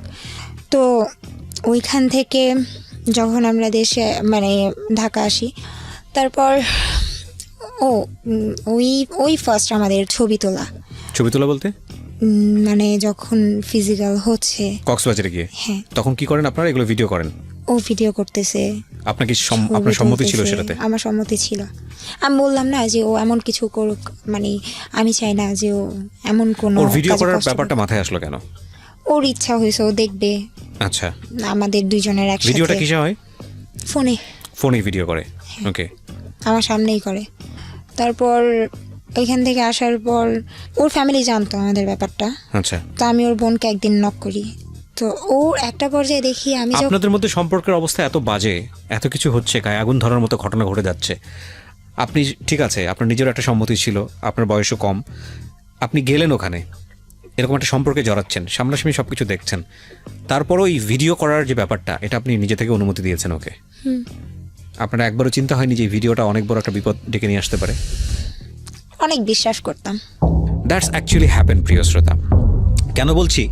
কজ লাভ রানস ব্লাইন্ড। একটা কথা আছে যে ভালোবাসা অন্ধের মতো দৌড়ায়, এবং এটার কোনো লজিক থাকে না। একটা মানুষ যখন ইমোশনালি লাভের মধ্যে পড়ে যায়, তখন পুরো দুনিয়া একদিকে, প্রেম একদিকে। এবং মজার বিষয় হচ্ছে, এটা একটা আগুনের ফুলকির মতো। আগুনের ফুলকি যেরকম তাপ করে উঠে জ্বলে আবার যেভাবে নিভে যায়, এটাও ঠিক তাই। লাভের ইমোশন প্রথম পর্যায়ে যেটা আসে, সেটা যদি একটা মানুষের জীবনে লাইফ লং স্টে করে, তাহলে মানুষটা পাগল হয়ে যাবে, এবং এটা কোনোভাবেই সম্ভব না। এবং সেই জন্য ব্যালেন্স করার জন্যই হয়তো বা সৃষ্টিকর্তা এই ইমোশনটা বেশি দিন রাখেন না। ঘটনা কিন্তু youtube.com/dfm904 চ্যানেলটি আছে ঢাকা FM 90.4, নেমে সাবস্ক্রাইব করে অবশ্যই নোটিফিকেশনটা অন করে দেবেন। ঠিক আছে, তো আপনারা কক্সবাজার থেকে ঢাকায় ফিরে আসলেন এবং ভিডিও টিডিও সব সে করে রাখলো নিজের কাছে। হ্যাঁ, তারপর ঢাকা আসার পর ওকে তো আমি বলতেই থাকি যে বিয়ে করব। ও বলে যে আজকে না কালকে পেছাচ্ছে। হ্যাঁ। তারপর একদিন বলতেছে যে আচ্ছা ঠিক আছে, চলো আমরা ডেট ফিক্সড করি, ওই দিন আমরা বিয়ে করব। তো আমার ফ্রেন্ডের বাসায় বসে একটা ডেট ফিক্সড করা হয় যে ওই দিন আমরা বিয়ে করব। কিন্তু ওই দিন পার হয়ে যায়, বিয়ে তো করেই না। আরও মানে বিয়ের ডেট আসলেই ও উল্টাপাল্টা করতেছে, ঝগড়াঝাটি করতেছে। তো এরকম কিছু হলে এর মধ্যে হঠাৎ করে একটা জিনিস দেখি যে আগে ঝগড়া করতে করতে এমন একটা ব্যাপার চলে আসছে যে এখন আমার গায়ে হাত তুললো। হ্যাঁ, কিছু হলেই ও আমার গায়ে হাত তুলতো। তো এই জিনিসগুলো অনেক খারাপ লাগতো, এতটাই খারাপ লাগতো বোঝানোর মতো না। কারণ আমি আমার ফ্যামিলি থেকে কোনোদিন আমার গায়ে হাত তোলা হয় নাই। মানে আমার লাইফের শুরুটাই, মার খাওয়া শুরুটাই ওর কাছে আসার পর থেকে। তারপর ওইখানে আমার ফ্রেন্ডের বাসা থেকে আসার পর সেই দিনও আমাকে মারে, প্রচণ্ড রকমের মারে। মারার কারণটা হচ্ছে, হ্যাঁ, ওকে আমি বলি যে চলো বিয়ে করি, নাইলে কিন্তু আমি তোমার নামে মামলা করব। বলতেছে মামলা করবা মানে কি? তখন আমার কাছে কিছু ছবি ছিল, তো আমি বলছি এই ছবিগুলো দেখো, ছবিগুলোর মধ্যে তোমার ফেসটা তুমি চিনো তো, আমি কিন্তু এগুলো দিয়ে দিব। পরে বলতেছে যে মামলা করবি, এটা সেটা অনেক কথা। কে মামলা করার কথা বলে? আমি। আপনি মামলা করার কথা বলেন? আচ্ছা, মামলায় আপনি কি সাথে করবেন? আমার কাছে ছবি ছিল কিছু, তারপর ও যে আমার সাথে কথা বলতো, হ্যাঁ, মানে মেসেজগুলো। মামলাটা কিসের জন্য? এই যে ও আমার সাথে এগুলো করছে, করার পর আমাকে বিয়ে করতেছে না, আচ্ছা, হ্যাঁ, পিছাচ্ছে। আমারও তো একটা লাইফ, তো মেসেজগুলো ছিল, আচ্ছা, কথা হতো। আর ছবি কিসের ছিল? স্ক্রিনশট, ছবিগুলো নিট পিকগুলো ছিল ওর আর আমার একসাথে বলতে নর্মাল যেগুলো মানুষ দেখতে পারে এরকম ছবি, নাকি আপনাদের ভেরি পার্সোনাল ছবি? ভেরি পার্সোনাল ছবি। তার মানে আপনারা যখন ভিডিও কলে সব করতেন তখন আপনি কিছু স্ক্রিনশট নিয়ে রেখে দিয়েছিলেন? এই ছবিগুলো হচ্ছে কক্সবাজার যখন গেলাম তখনের ছবি। ওই যে মাঝে মাঝে যখন দেখানো হতো না তখন ফোন সেক্স হতো, বাংলাদেশে আসার পরও যেদিন দেখা হচ্ছে না সেদিন ফোন সেক্স হচ্ছে অনবরত, প্রত্যেক দিন হচ্ছে। যেদিন আমি না করব, যেদিন আমি ওকে ফোনে উল্টাপাল্টা কথা না বলবো, সেই দিন আমার সাথে ঝগড়া করবে। তার মানে বিষয়টা ছিল এরকম যে আপনাদের নর্মাল রিলেশনশিপ যেটা বোঝাই আমি, যে নর্মালি কথাবার্তা যেটা হতো তার চাইতে এক্সট্রিম লেভেলে বেশি হতো, সেগুলো হচ্ছে এই ধরনের সম্পর্ক, ইললিগাল, যেটা বিয়ের আগে। আপনারা এই সময় দুজনেই যেটা করতেন, বিভিন্ন রকমের স্ন্যাপ রেখে দিতেন, ছবি রেখে দিতেন, এবং সেটা দেখি আপনি তাকে বলছেন যে যদি তুমি বিয়ে শাদীর দিকে না যাও তাহলে আমি এগুলো দিয়ে মামলা করব। ওকে, তারপর আমরা ওকে দেখতেছি যে না, হচ্ছে না, ও আমার কোনো কথাই শুনতেছে না। মানে প্রচণ্ড রকমের ভয় দেখাই ওরে আমি, যে থানার সামনে যাই।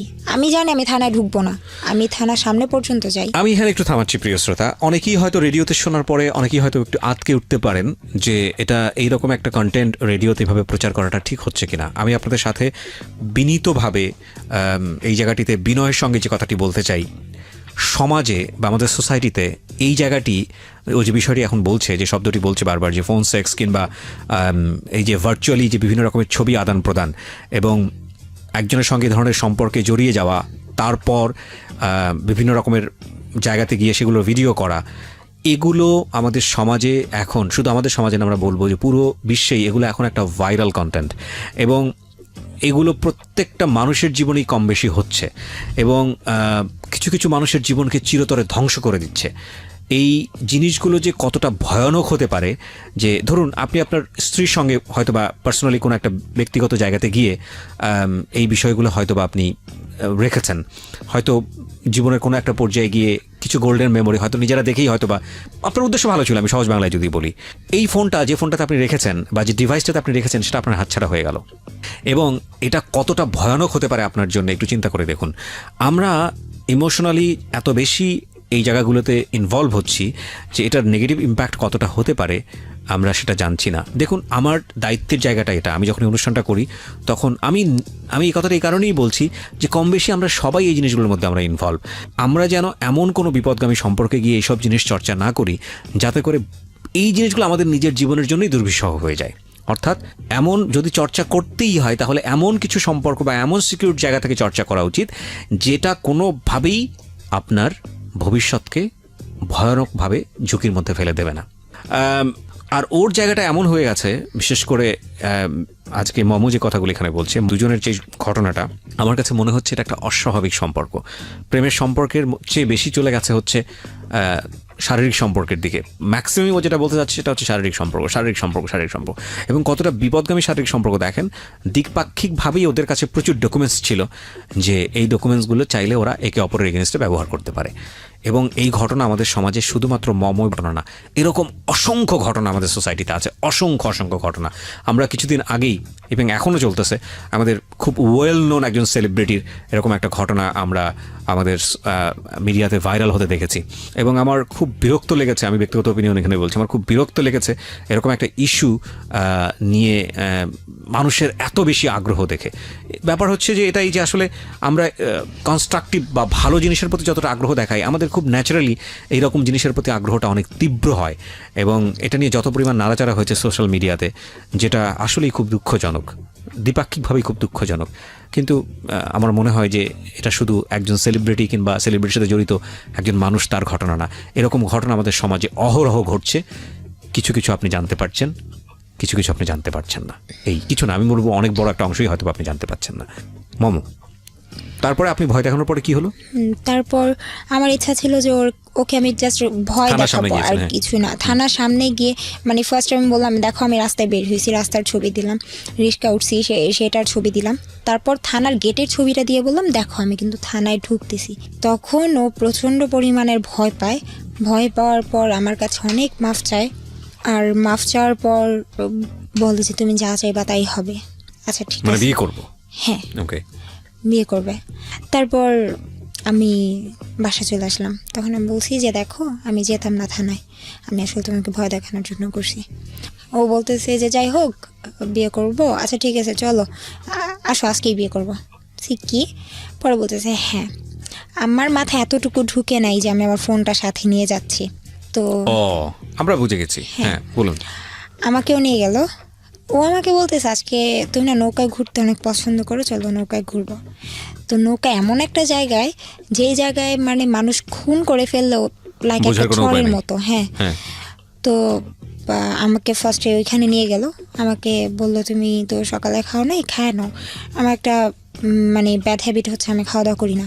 আমাকে আগে ফার্স্ট খাওয়ালো, খাওয়ানোর পর বলতেছে আসো। নৌকা ওঠার আগেই বলতেছে ফোনটা দেখি। তখন তো আমি বুঝে গেছি যে হ্যাঁ ওর ঘটনা কি ফোনটার করবে, জন্য। তো তখন বলছে চলো আমরা বিয়ে করবো না। বলছে যে হ্যাঁ ফোনটা একটু দাও। বলছে না ফোন দেওয়া যাবে না, ফোন দিব না আমি। এইটা বলাতে আমাকে একটা থাপ্পড় দেয়, আমি পড়ে যাই। আমাকে মানে আমি বলতেছি আমি ফোন দিব না, তুই আমার ফোন ছাড়, আমার হাত ছাড়, আমি চলে যাব, আমার বিয়ে করতে হবে না, ছাড়। ও আমাকে টানতে টানতে একটা নৌকার উপরে উঠায়। নৌকাওয়ালাকে বলে তাড়াতাড়ি নৌকাটা ছাড়েন। আমাকে টেনে হেসড়ে আমাকে নৌকা উঠায়। মানে নৌকাওয়ালাকে আগে থেকে সেট করা ছিল?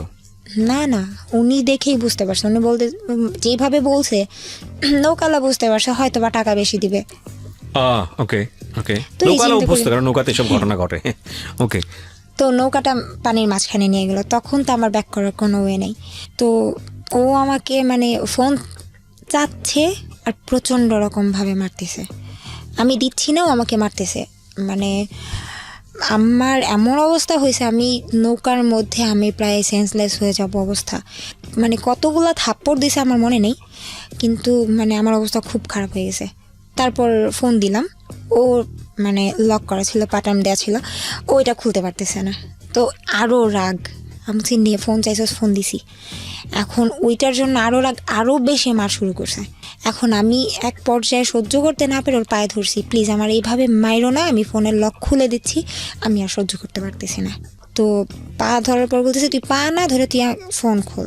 তারপর আমি মারতেছে আর বলতেছে। তো তারপর আমি মাফ টাফ চাইতেছি, দেখো তুমি আগে মারা বন্ধ করো, আমি দিচ্ছি। তারপর ফোনের লকটা খুলে দিলাম। ও সব কিছু ডিলিট করলো। সব কিছু ডিলিট করার পর ওর আমার ফোনের মধ্যে ওর জিমেল অ্যাড করলো, যেন আমি কি করি না করি সব যেন ও দেখতে পারে। তো যাই হোক আমি জিমেল মানে হচ্ছে গুগল ড্রাইভের লিঙ্কটা করে দেওয়া, তার মানে আপনি ছবিতে যা যা তুলবেন ওর পার্সোনাল ফোনে ড্রাইভে গিয়ে আসবে, সেভ হবে। হ্যাঁ। তারপর বলতো যে তখন সেই দিনও মানে যখন ডিলিট করলো ওর মন শান্তি হলো, তখন ওই অবস্থায় আমাকে আদর টাদর করে চলো চলো চলো থাক আর কোনো দিন মারবো না, মাফ করে দাও বলে আবার সেই কফি শপে নিয়ে গেল। ওইখান থেকে আবার কফি শপে নৌকা থেকে গিয়ে আবার সে অকাম। তারপর ওইখান থেকে আমার তো অবস্থা অনেক খারাপ, আমার ফ্রেন্ডের বাসায় নিয়ে গেল। প্রিয় শ্রোতা, ওর দিকে আঙ্গুল তুলবেন না। আমি জানি যে অনেকেই কমেন্টস করছেন, আজে বাজে কথা বলছেন ওর দিকে। প্লিজ একজন মানুষের দিকে আঙ্গুল তোলার আগে নিজের দিকে আঙ্গুলটা তোলেন। ও কিন্তু এখানে সেলিব্রিটি হতে আসে নাই, হ্যাঁ, ও আপনাদেরকে সচেতন করার জন্য আসছে। ওর জীবনে তো এসব ঘটেছে।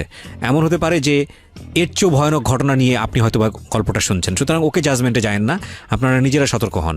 এবং এমনও হতে পারে যে মেয়েটি আজকে শুনছেন তার ঘটনা হয়তো বা এর চেয়েও ভয়ানক রকমের, যাতে বিপদে না পড়েন সেজন্যই এটা প্রচার করা হচ্ছে। সুতরাং ওর দিকে আঙ্গুল তুলেন না, নিজেরা সতর্ক হন। ওকে ধন্যবাদ দেন যে ওর নিজের জীবনের এত বড় একটা ঝুঁকি নিয়ে হলেও আপনাদেরকে বলে আজকে লাখ লাখ মানুষের সামনে কালার হয়েও আপনাদেরকে সতর্ক করতে এসছে।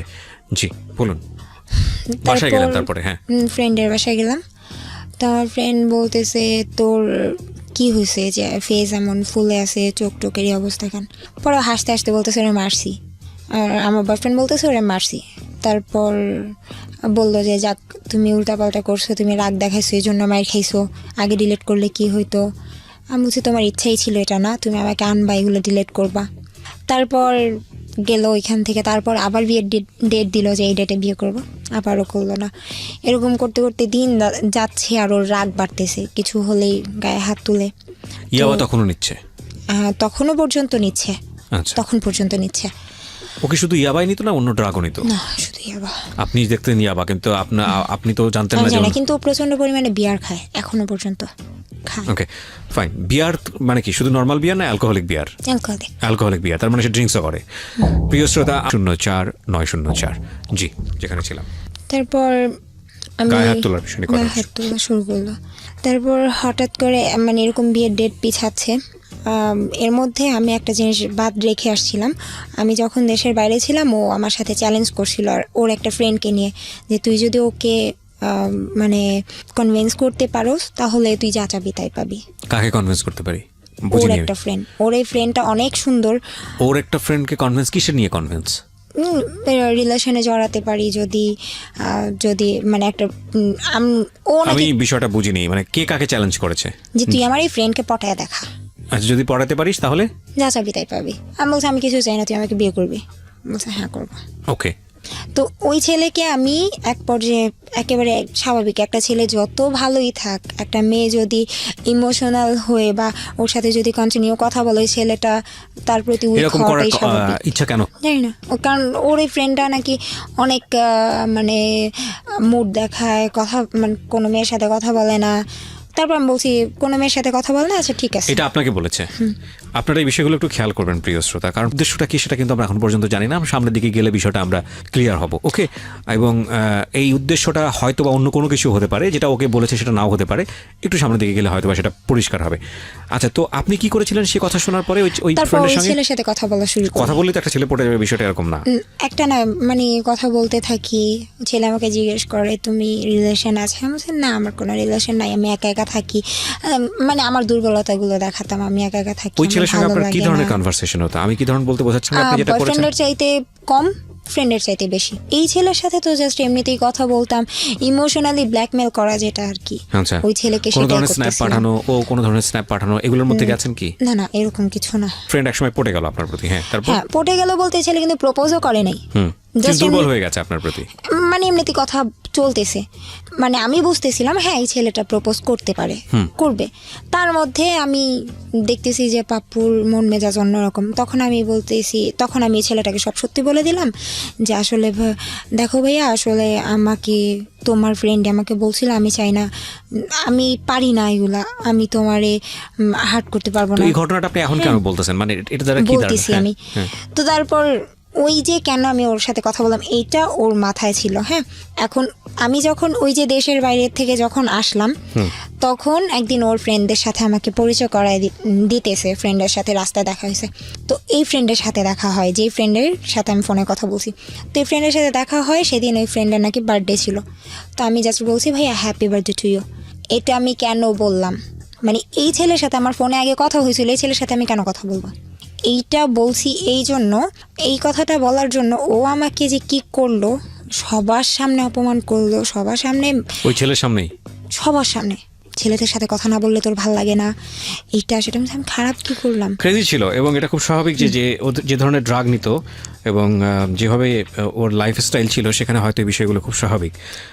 একজন ড্রাগ অ্যাডিক্ট মানুষের সঙ্গে আসলে তার কাছ থেকে খুব নর্মাল আচরণ আশা করাটা খুব অপ্রত্যাশিত। তবে এটাও ঠিক যে ড্রাগ না নিয়েও মানুষ অনেক সময় খুব অ্যাবনর্মাল অ্যাটিটিউড করে, সেটার পেছনে অবশ্য অনেক কারণ থাকে। যাই হোক, তারপর মানে আমি কান্না করতে করতে এখান থেকে সরে আসছি, কারণ ওই অপমানগুলো নিতে পারতেছিলাম না এতগুলো ছেলের সামনে। তারপর এরকম কিছুদিন পর পর মার চলতে থাকে, মারামারি। তো ওই দিনও মারে, যে ফ্রেন্ডের সাথে দেখা হলো ওই দিন প্রচণ্ড মারে। তারপর হঠাৎ করে একদিন বলতেছে যে আমি এর মধ্যে আমার ভুলগুলো আমি বলে দিই, নেলে ও যদি কোনোদিন এটা শুনে তাহলে ও বলবে যে ওর ব্যাপারেই শুধু বলে গেছে, আমার ব্যাপারে বলি নাই। আমার দোষগুলো হচ্ছে এটাই যে আমি যখন ও আমাকে মারতো বা ও আমার সাথে এরকম খারাপ ব্যবহার করতো, আমি সহ্য করতে না পেরে আমি চাইতাম ওর থেকে সরে যেতে। তো সরে যাওয়ার জন্য আমি অন্য কারোর সাথে রিলেশনে জড়াতে চেতাম, যে আমি যাই ওর সাথে অন্য সনের সাথে সেটা রিলেশন আপনার করি। জায়গা থেকে খুব স্বাভাবিক না, কারণ আপনি তো আপনার বাবা মাকে এরকম দেখেছেন, গায়ে হাত তুলছে, মারামারি করছে।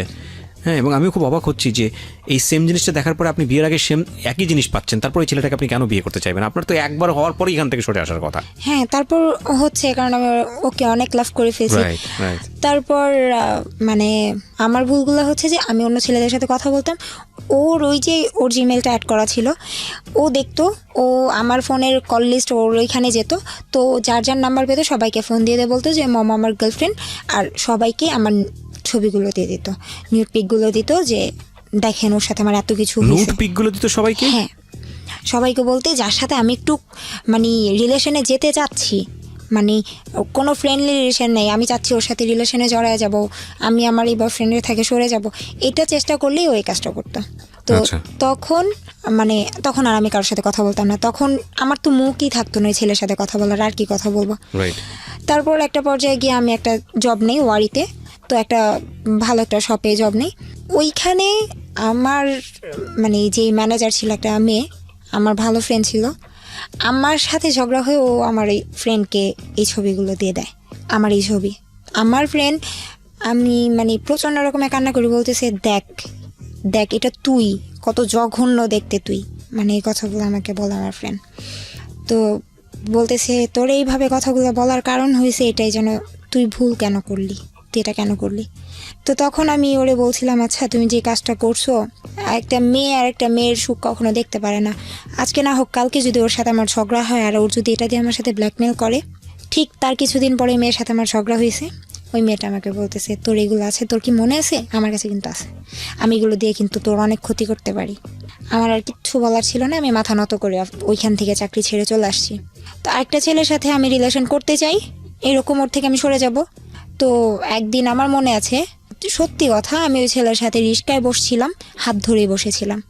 রিস্কায় বসছিলাম বলতে আমি রিস্কা উঠতে পারি না, এখনও পর্যন্ত পারি না, আমার ভয় লাগে। তো আমি ছেলেটা হাত ধরে বসছিলাম, এটা ওকে আমি সত্যিটাই বলছি যে হ্যাঁ। তো এইটা জানার পর ওই ছেলেটাকেও আমার নিউড পিক দেয়, দেওয়ার পর ওই ছেলে আমার এলাকায় এসে আমাকে থ্রেট দিয়ে যায় যে এই তুই কারে বিলিভ করছস, কোন ছেলের সাথে রিলেশন করছস, আজকে আমি যদি চাই তাহলে তোর এমন অবস্থা করব, তোর প্রস্টিটিউশন করা ছাড়ার কোনো উপায় থাকবে না।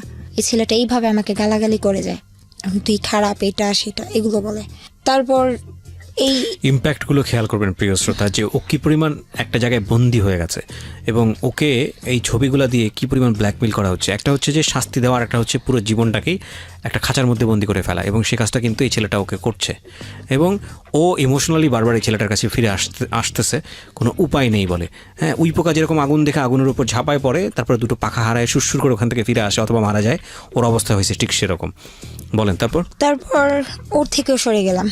সরে যাওয়ার পর লাস্ট আমি একটা ছেলের সাথে রিলেশন করি, ওই ছেলেটা আমার সব জানতো, আমি ছেলেটাকে সব বলছি যে আমার এগুলো হয়েছে, ও আমার সাথে এরকম ব্যবহার করে, সব কিছু জানার পর ছেলেটা আমাকে প্রচণ্ড রকমের লাভ করে। তো এই ছেলেটা মানে সব জেনে শুনে ও আমাকে প্রেম করতে চায় না, আমাকে বিয়ে করতে চায়।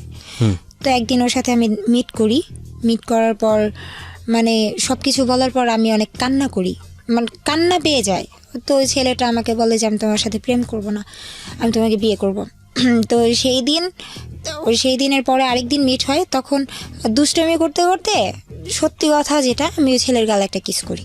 ওই ছেলেটাই বলছিল ওর ফ্রেন্ডদের সামনে, ওর ফ্রেন্ডরা বলতেছিল আমার ভাবি, বলতেছে তোর ভাবি হয় না, আমার বিশ্বাস হয় না এটা আমাদের ভাবি।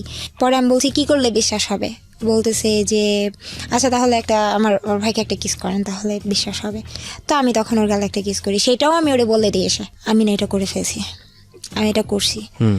তো তখন এটা নিয়েও অনেক কাহিনী, ওই ছেলেকেও জানা তাই শোনায়, তো এগুলো চলতে থাকে।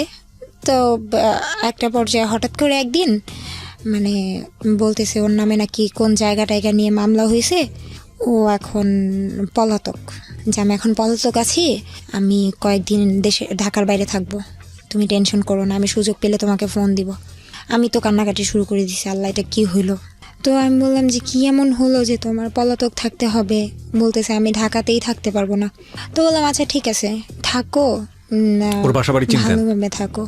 না বাসা বলতে ওর বাসা চিনতাম না, আচ্ছা। এমনিতে ওর জানতাম যে ওইখানে থাকে। হুম। তো ওর তারপর হঠাৎ করে মানে 2-3 দিন যায়, ফোন দেয় না।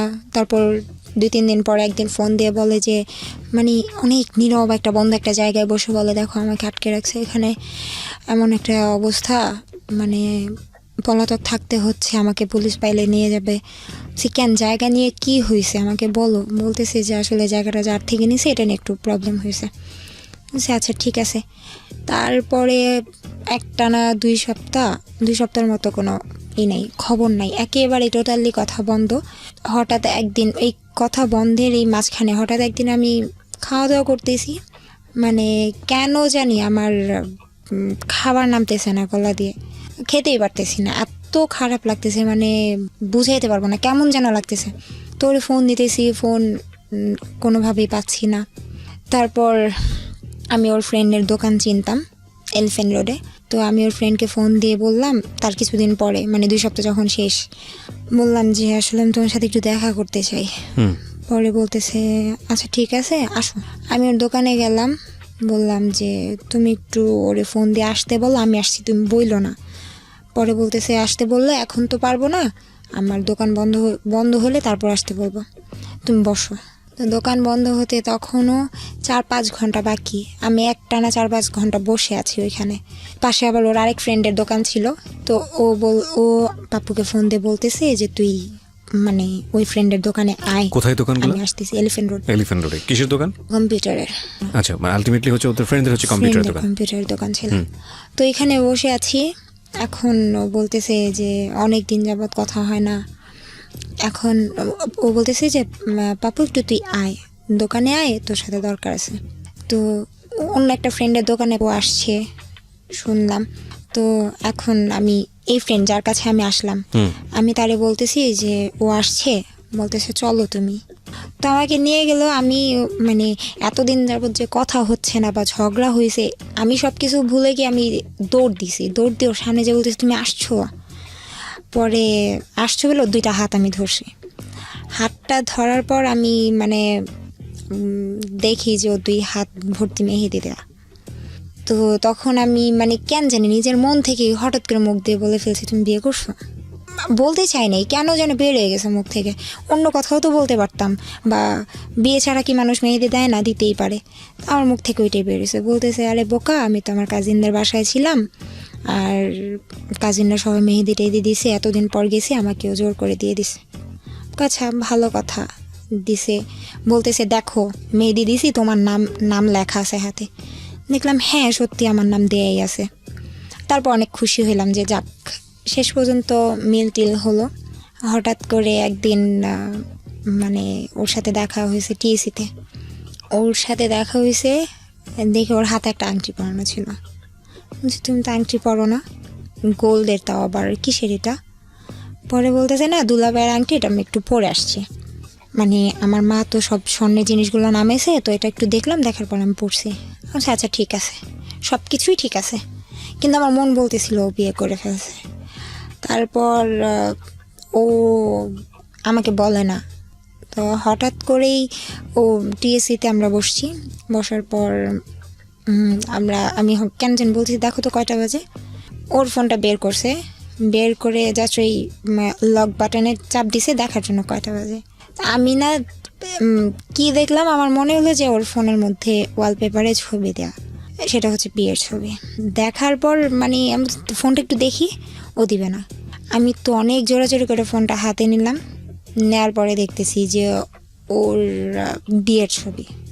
তারপর ফোনটা ছবি বলতে ও বিয়ে করছে। হ্যাঁ, সেটা কি ছবিতে কি ছিল? ও আর ওর ওয়াইফ। ওর ওয়াইফের ছবি, মানে একদম বিয়ের সাজগোজ সহ। ওকে, আমরা একটা বিরতি নেব প্রিয় শ্রোতা। যা হবার সেটা তো হলোই না, এবং এটা আপনারা হয়তো বা গেসই করেছিলেন যে ঠিক আছে এখন পর্যন্ত তো যেটাই ভেবেছিলাম সেটাই হবে, মেয়েটার কপালে তো এটাই আছে। কিন্তু আসলে কি তাই? ভাবনার সাথে জীবনের যে ঘটনাগুলো ঘটে সেটার আসলে মিল খুব কমই থাকে। ছোট্ট একটা বিরতির পর রাত একটায় যখন ফিরবো তখন বুঝবেন যে ভাবনাটা আসলে কোথায় গিয়ে দাঁড়িয়েছে। আমরা শুনছি সিক্রেটস এটা কতদিন আগের ঘটনা এই বিয়ের ছবিটা দেখা? 9 মাস। প্রায় 9 মাস। ওকে, তারপর আমি ওর বিয়ের ছবি দেখলাম। দেখার পর মানে ওই মুহূর্তে কি করতেছিলেন আপনি দেখার ওই পর? মুহূর্তে তো আমি দাঁড়ায় ছিলাম। হঠাৎ করে দেখার পর মানে আমার অবস্থা এমন হয়েছে যে কথা বলার মতো ভাষা ছিল না, আমি সেন্সলেস হয়ে গেছি।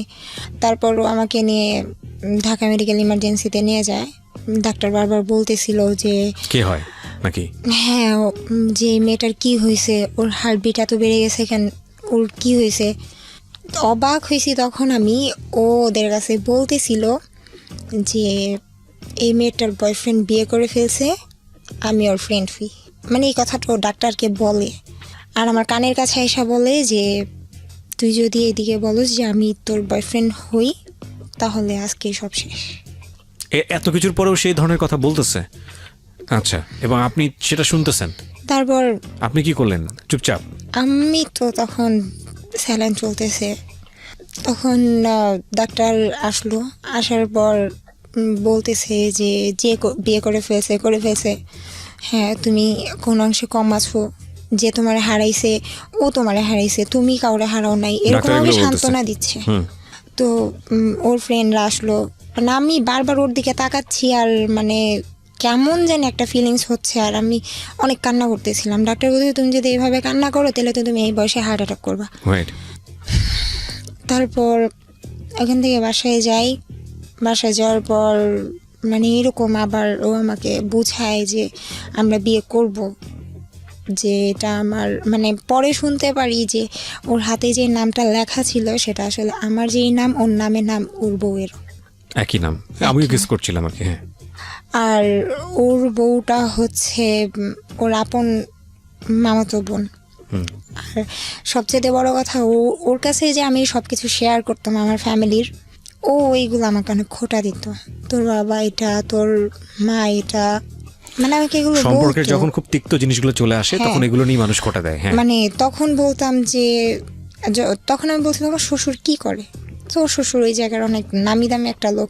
তখন বলছে হয়তো এই জন্যই তুমি আমার এই বিয়ে করো নাই। তো ও এসব বলতো। আর তারপর ওর একটু you can no you can cry. আপনি আরামসে, সমস্যা নাই। আপনি যদি কাঁদতে চান কাঁদতে পারেন, কোনো না, সমস্যা নাই, রিল্যাক্স। সমস্যা নেই। তারপর ও বলতো যে তোর মতো ফকিন্নিকে আমি কেন বিয়ে করব, হুম। তোর মতো ফকিন্নিকে আমি কেন বিয়ে করব, তোর বাবা 2 বিয়ে করছে, এটা সেটা। এগুলো বিয়ের পরে বলতো? হ্যাঁ। হুম। তারপর বুঝাইতো যে আমি আমি ওরে ছেড়ে দিব, আমি ওরে চাই না, আমার বাবা মা জোর করে আমাকে বিয়ে দিছে। আমি বলতেছে যেন সব কিছু হঠাৎ করে হয়ে গেছে, জোর করে বিয়ে দিছে, আমি বিয়েটা করতে চাই নাই। তারপর বলতেছে আচ্ছা ঠিক আছে, তোমার সাথে তোর যা হওয়ার হয়েই গেছে। বলতেছে বিশ্বাস করে ওর সাথে আমার ফিজিক্যাল হয়নি। আমি বলছি বিয়ে করছে ফিজিক্যাল হয় নাই। বলছে না, কাবিন হয়েছে ওর বাসায়, আমি আমার বাসায়। আমি বলছি আচ্ছা ঠিক আছে। তো এরকম হঠাৎ করে একদিন ওর ফোনে আমি দেখলাম যে ওর বউর রুমে বসা, মানে বাসর রাতের ছবি যেটা বিয়েতে তোলা হয়। আপনার সাথে তার মানে রেগুলারও মিশতো? বিয়ের পরেও মিশতো? হ্যাঁ। ওকে। তারপর ওই ছবিটা দেখার পর আমার ওই দিন অনেক অবস্থা খারাপ হয়ে যায়। মানে যখন এগুলো দেখি তখনই তো আমার প্রায় অনেক খারাপ অবস্থা হয়ে যায়।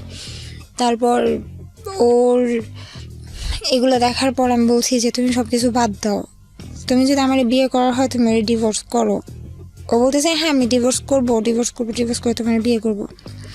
তো আর সবচেয়েতে কি যে ওর সাথে যখন ঝগড়া হয় ও আমাকে বলে যে তুই আমি ছাড়াও তোকে অনেক ছেলেরা ইউজ করছে। তখন আমি বলছি তুমি দেখছো, তুমি নিজে জানো, তোমার মন জানে যে আমি কি ছিলাম। যেই ছেলেটা কন্টিনিউয়াসলি এসব কাজ করতো এবং আপনাকে সে গল্পটা বলতো, সেই ছেলের মুখ দিয়ে ধরনের কথা বেরোতো কিভাবে, এবং আপনি সেগুলো আবার ডিফাইন করতে চাইতেন কিভাবে? মানে আপনি সেগুলো ডিফেন্ড করতেন কেন?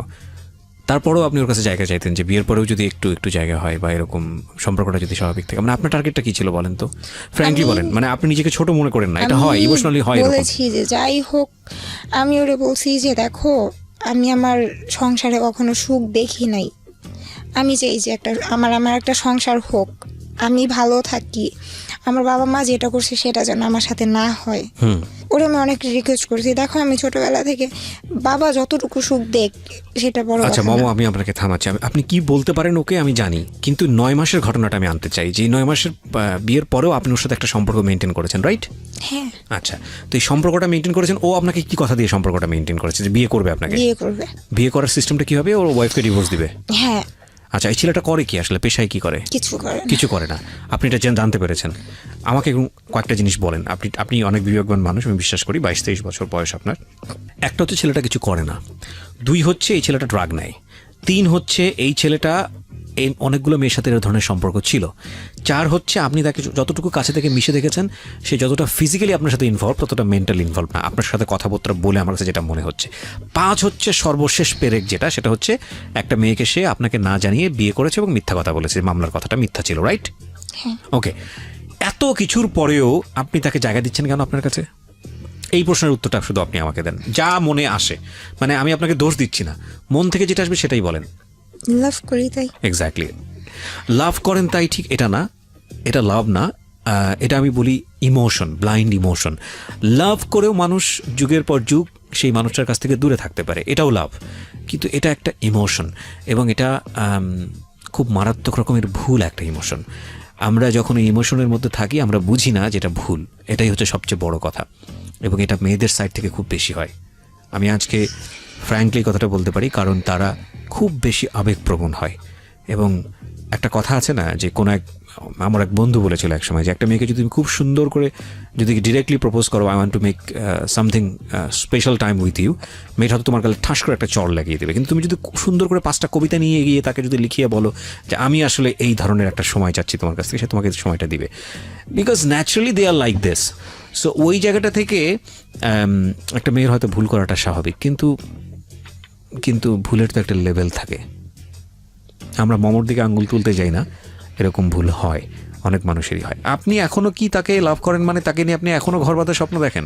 মানে এত কিছুর পরে, বিয়ের আগে আপনার গায়ে হাত তোলা, আপনাকে বাদ দিয়ে আরেকটা মেয়েকে বিয়ে করা, এত খোঁটা দেওয়া, এত কিছু করা, তারপরেও আপনি ওকে নিয়ে সংসার করার চিন্তা করছেন, এবং সেটা আপনার জীবনের একটা পূর্ব অভিজ্ঞতা আছে আপনার বাবা মাকে নিয়ে, তারপরেও মানে এতটা বেশি ইমোশনাল কি আসলে হওয়া উচিত? কি পেয়েছেন জীবনে, কি পেলেন এটা করে আসলে? ওর ওয়াইফ জানে আপনাদের সম্পর্ক? সবাই জানে। ওর ওয়াইফও জানে? বোনকেও একদিন আমাদের ছবি মানে আপনি পাঠিয়েছেন? হ্যাঁ। না পেরে যে আপু ওর বিয়ের আগে যে আপু দেখো তুমি তো একটা মেয়ে মানুষ, তুমি বুঝছো ওর ছাড়া আমার পক্ষে সম্ভব না। ওর বোন আমাকে বলছে যে তুমি যদি ভালো মেয়ে হতে তুমি কোনোদিন এটা করতে না, আমার ভাইয়ের সাথে তোমার সবাই বিয়ে মেয়েদেরকেই সম্ভব না। দোষটা দেয়, সবাই মেয়েদেরকেই দোষটা দেয়। এটা তো আসলে আমাদের সমাজের একটা নিয়ম হয়ে গেছে। মনে করে সবাই যে একটা মেয়ে যদি না চায় তাহলে এটা সম্ভব না। হ্যাঁ, হয়তো কথাটা সত্য, কিন্তু দ্বিপাক্ষিকভাবেই জিনিসটা আসলে অপরাধী হওয়ার মতো বিষয়। হ্যাঁ, তোর ওয়াইফ জানে বিষয়টা? বিয়ের আগে জেনেছে না বিয়ের পরে জেনেছে? বিয়ের আগে থেকে সবাই জানতো। ওর ওয়াইফও জানতো বিয়ের আগে থেকে বিষয়টা? সবাই জানতো। তারপর ওকে বিয়ে করেছে? তো ওর মানে বিয়ে হয়ে যাওয়ার পর আমি বলতেছি দেখো ওর বাবার তো সব আছে, আমি ওরে বুঝেছি ওর বাবার সব আছে, ওর চাইলে ওর এখন উঠে আনো নাই, ওর বাবা চাইলেই ওকে অনেক ভালো একটা জায়গায় বিয়ে দিতে পারবে, বা ও ডাক্তার হবে, ওর অনেক ইচ্ছা, ওর স্বপ্ন, তো তুমি ওর ডাক্তার হতে দাও, চলো আমরা বিয়ে করে ফেলি। আমার বাবার তো কিছু নাই, আমার তো কিছু নাই, আমি তো শুধু তোমার চাইছি, কারণ আমি আমার ফ্যামিলি থেকে সুখ চাইনি। আর তোমার ওর হ্যাঁ ও কি বলে? অনেক বড় লোক, ও ও কি ঠিক বলে? আছে। ও বলে হ্যাঁ তোমার আমি পাগলের মতো লাভ করি, এটা সেটা। আমি দেশে আসার পরও স্যাভলন খাইছি, তাও সেটা ওর ভিডিও কলে ওর সামনে, ও বলে আমার সামনে খা। না ঠিক আছে, আপনি যা করেছেন ওর সাথে ভিডিও কলই করেছেন আপনি, এগুলা বুঝতে পারছি, কিন্তু তো- ও কি আপনাকে বিয়ে করবে এরকম কোনো কথা দিয়েছে? দিচ্ছেই তো। দিচ্ছে। আপনি কি চান ওকে বিয়ে করতে?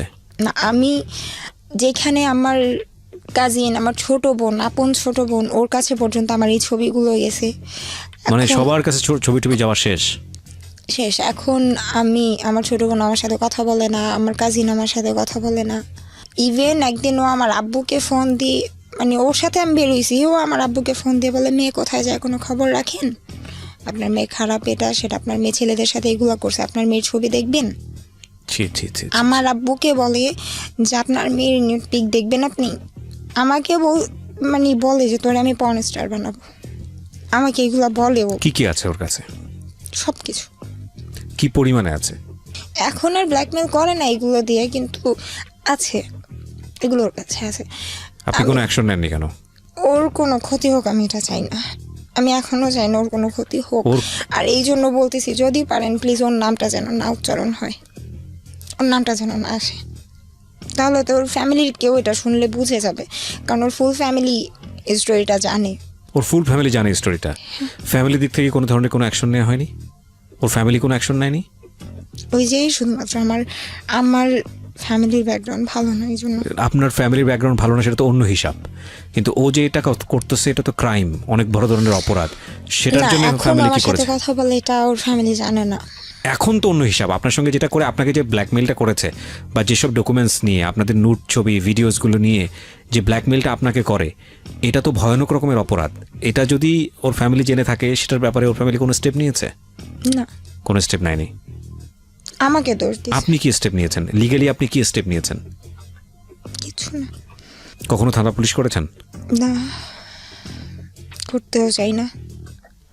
আমি কিছুদিন আগেও ও বলতেছে যে ও কুমিল্লা, মানে ওর ফ্যামিলি নাকি ওরে নিয়ে কুমিল্লা গেছে। ও বলতেছে আমি একা একা আসছি, এদিকে এই অবস্থা। আমি তার কিছুদিন পরে ওর বউয়ের আইডিতে দেখি ও আর ওর বউ একসাথে হাত ধরে হাঁটতেছে, এই ছবিগুলো পোস্ট করছে। তো বুঝতেই তো পারছেন, তো তারপরে আপনি ওর পিছনে কেন লেগে থাকেন? আমি তো ওর বিয়ের পরে আসি নাই, আমি ওর বিয়ের আগে আসছি, সো আমি ওর ছাড়তে পারবো না। আপনাকে আমাদের কিছু বলার নাই, কারণ আপনি নিজের জায়গা থেকে সমস্ত রকমভাবে সারেন্ডার করে আছেন। তবে এটা একটা সিচুয়েশন, প্রিয় শ্রোতা, ইটস আ সিচুয়েশন। এটা হতে পারে, এমনভাবে জড়ানো উচিত নয় যেই জড়ানোটা শুধু আপনাকে না, আপনার পরিবারকে শেষ করে দিতে পারে। ও স্বেচ্ছায় এগুলা করেছে এবং ও এক ধরনের স্বীকারোক্তি দিয়েছে আজকের এই অনুষ্ঠানে, এবং এটা এক ধরনের বড় ধরনের সুইসাইড নিজেকে। আমি ওকে বেঁচে থেকেও মরে যাওয়া। ওর দিকে আঙ্গুল তুলবেন না, ওকে হয়তো অনেকে গালি দিচ্ছেন, ওকে হয়তো অনেকেই বোকা বলতেছেন, কিন্তু এর চেয়েও ভয়ানক পরিস্থিতি আপনাদের হতে পারে। এই ইমোশন নামক বিষটা যারা পান করে এবং লজিকের ধারে কাছে থাকে না, তাদের জীবনটা অনেক ভয়াবহ হতে বাধ্য। আমাদের আজকের এই যে মমো, সেই মমো হচ্ছে তার বেস্ট এক্সাম্পল। ইমোশন থাকবে, কিন্তু সেটার একটা সুন্দর শেপ থাকবে। সেই শেপটা যদি না থাকে, তাহলে ইমোশন আপনাকে কিল করবে। Emotion is a power, and power is nothing without control. এটা কিন্তু আমার কথা না, এটা খুব বিখ্যাত একজন মনীষীর কথা। শক্তি আপনার কাছে আছে, সেই শক্তি যদি নিয়ন্ত্রণ করার ক্ষমতা না থাকে, তাহলে সেই শক্তি আপনাকে কিল করবে, ঠিক সাপের মতো। সাপ ছোবল দেয়, সেই সাপটাকে যদি আপনি ম্যানেজ করতে না পারেন, তাহলে সাপ কিন্তু আপনাকে মেরে ফেলবে। আর যদি ম্যানেজ করতে পারেন, তাহলে আপনার মধ্যে বিশেষ ক্ষমতা আছে, মানুষজন আপনাকে সেই জায়গা থেকে, দৃষ্টিভঙ্গি থেকে দেখবে। সো কেন বললেন আপনি আজকের এই সিক্রেটসগুলো লাখ লাখ মানুষের সামনে? বললাম কারণ আমি এখন তো আর দেশে থাকার মতো কোনো ওয়ে নাই, কারণ আমি না পারতেছি ওরে ছাড়া থাকতে, না পারতেছি ওরে নিয়ে থাকতে, কারণ ও আমাকে বিয়ে করতেছে না, বলতেছে করব, করে না। এতদিন বলছে ডিভোর্স করবে, এখন বলে যে ডিভোর্স করতে পারবো না, ওর জায়গায় থাকবে, তুমি যদি বিয়ে করো তো করতে পারো। তার মানে আমি যদি ভুল না করে থাকি, ও বৈবাহিক সম্পর্কে যাওয়ার পরেও আপনাদের মধ্যে অনৈতিক সম্পর্ক আছে? হ্যাঁ। আর লাস্ট কবে হয়েছে এই সম্পর্কটা এখানে আসার? আপনি আজকে এখানে বসে আছেন সেই হিসেবে? পরশুদিন। কত পরশু? না সরি, গতকালকে। গতকালকে? মানে গতকালকে আপনার সঙ্গে এই ধরনের সম্পর্ক ছিল? আপনি যখন বিরতিতে ছিলাম তখন আপনাকে একটা ছেলে বারবার ফোন দিচ্ছিল, এই ছেলেটাই সেই ছেলে? কি জানতে চাচ্ছিল? কোথায় এসেছেন আপনি? আমি কোথায় আসছি, কই গেছি, ও ভয় পেতেছে আমি ওরে ফাঁসায় দিয়ে, বলতেছে ওইখান থেকে যদি কোনো ফোন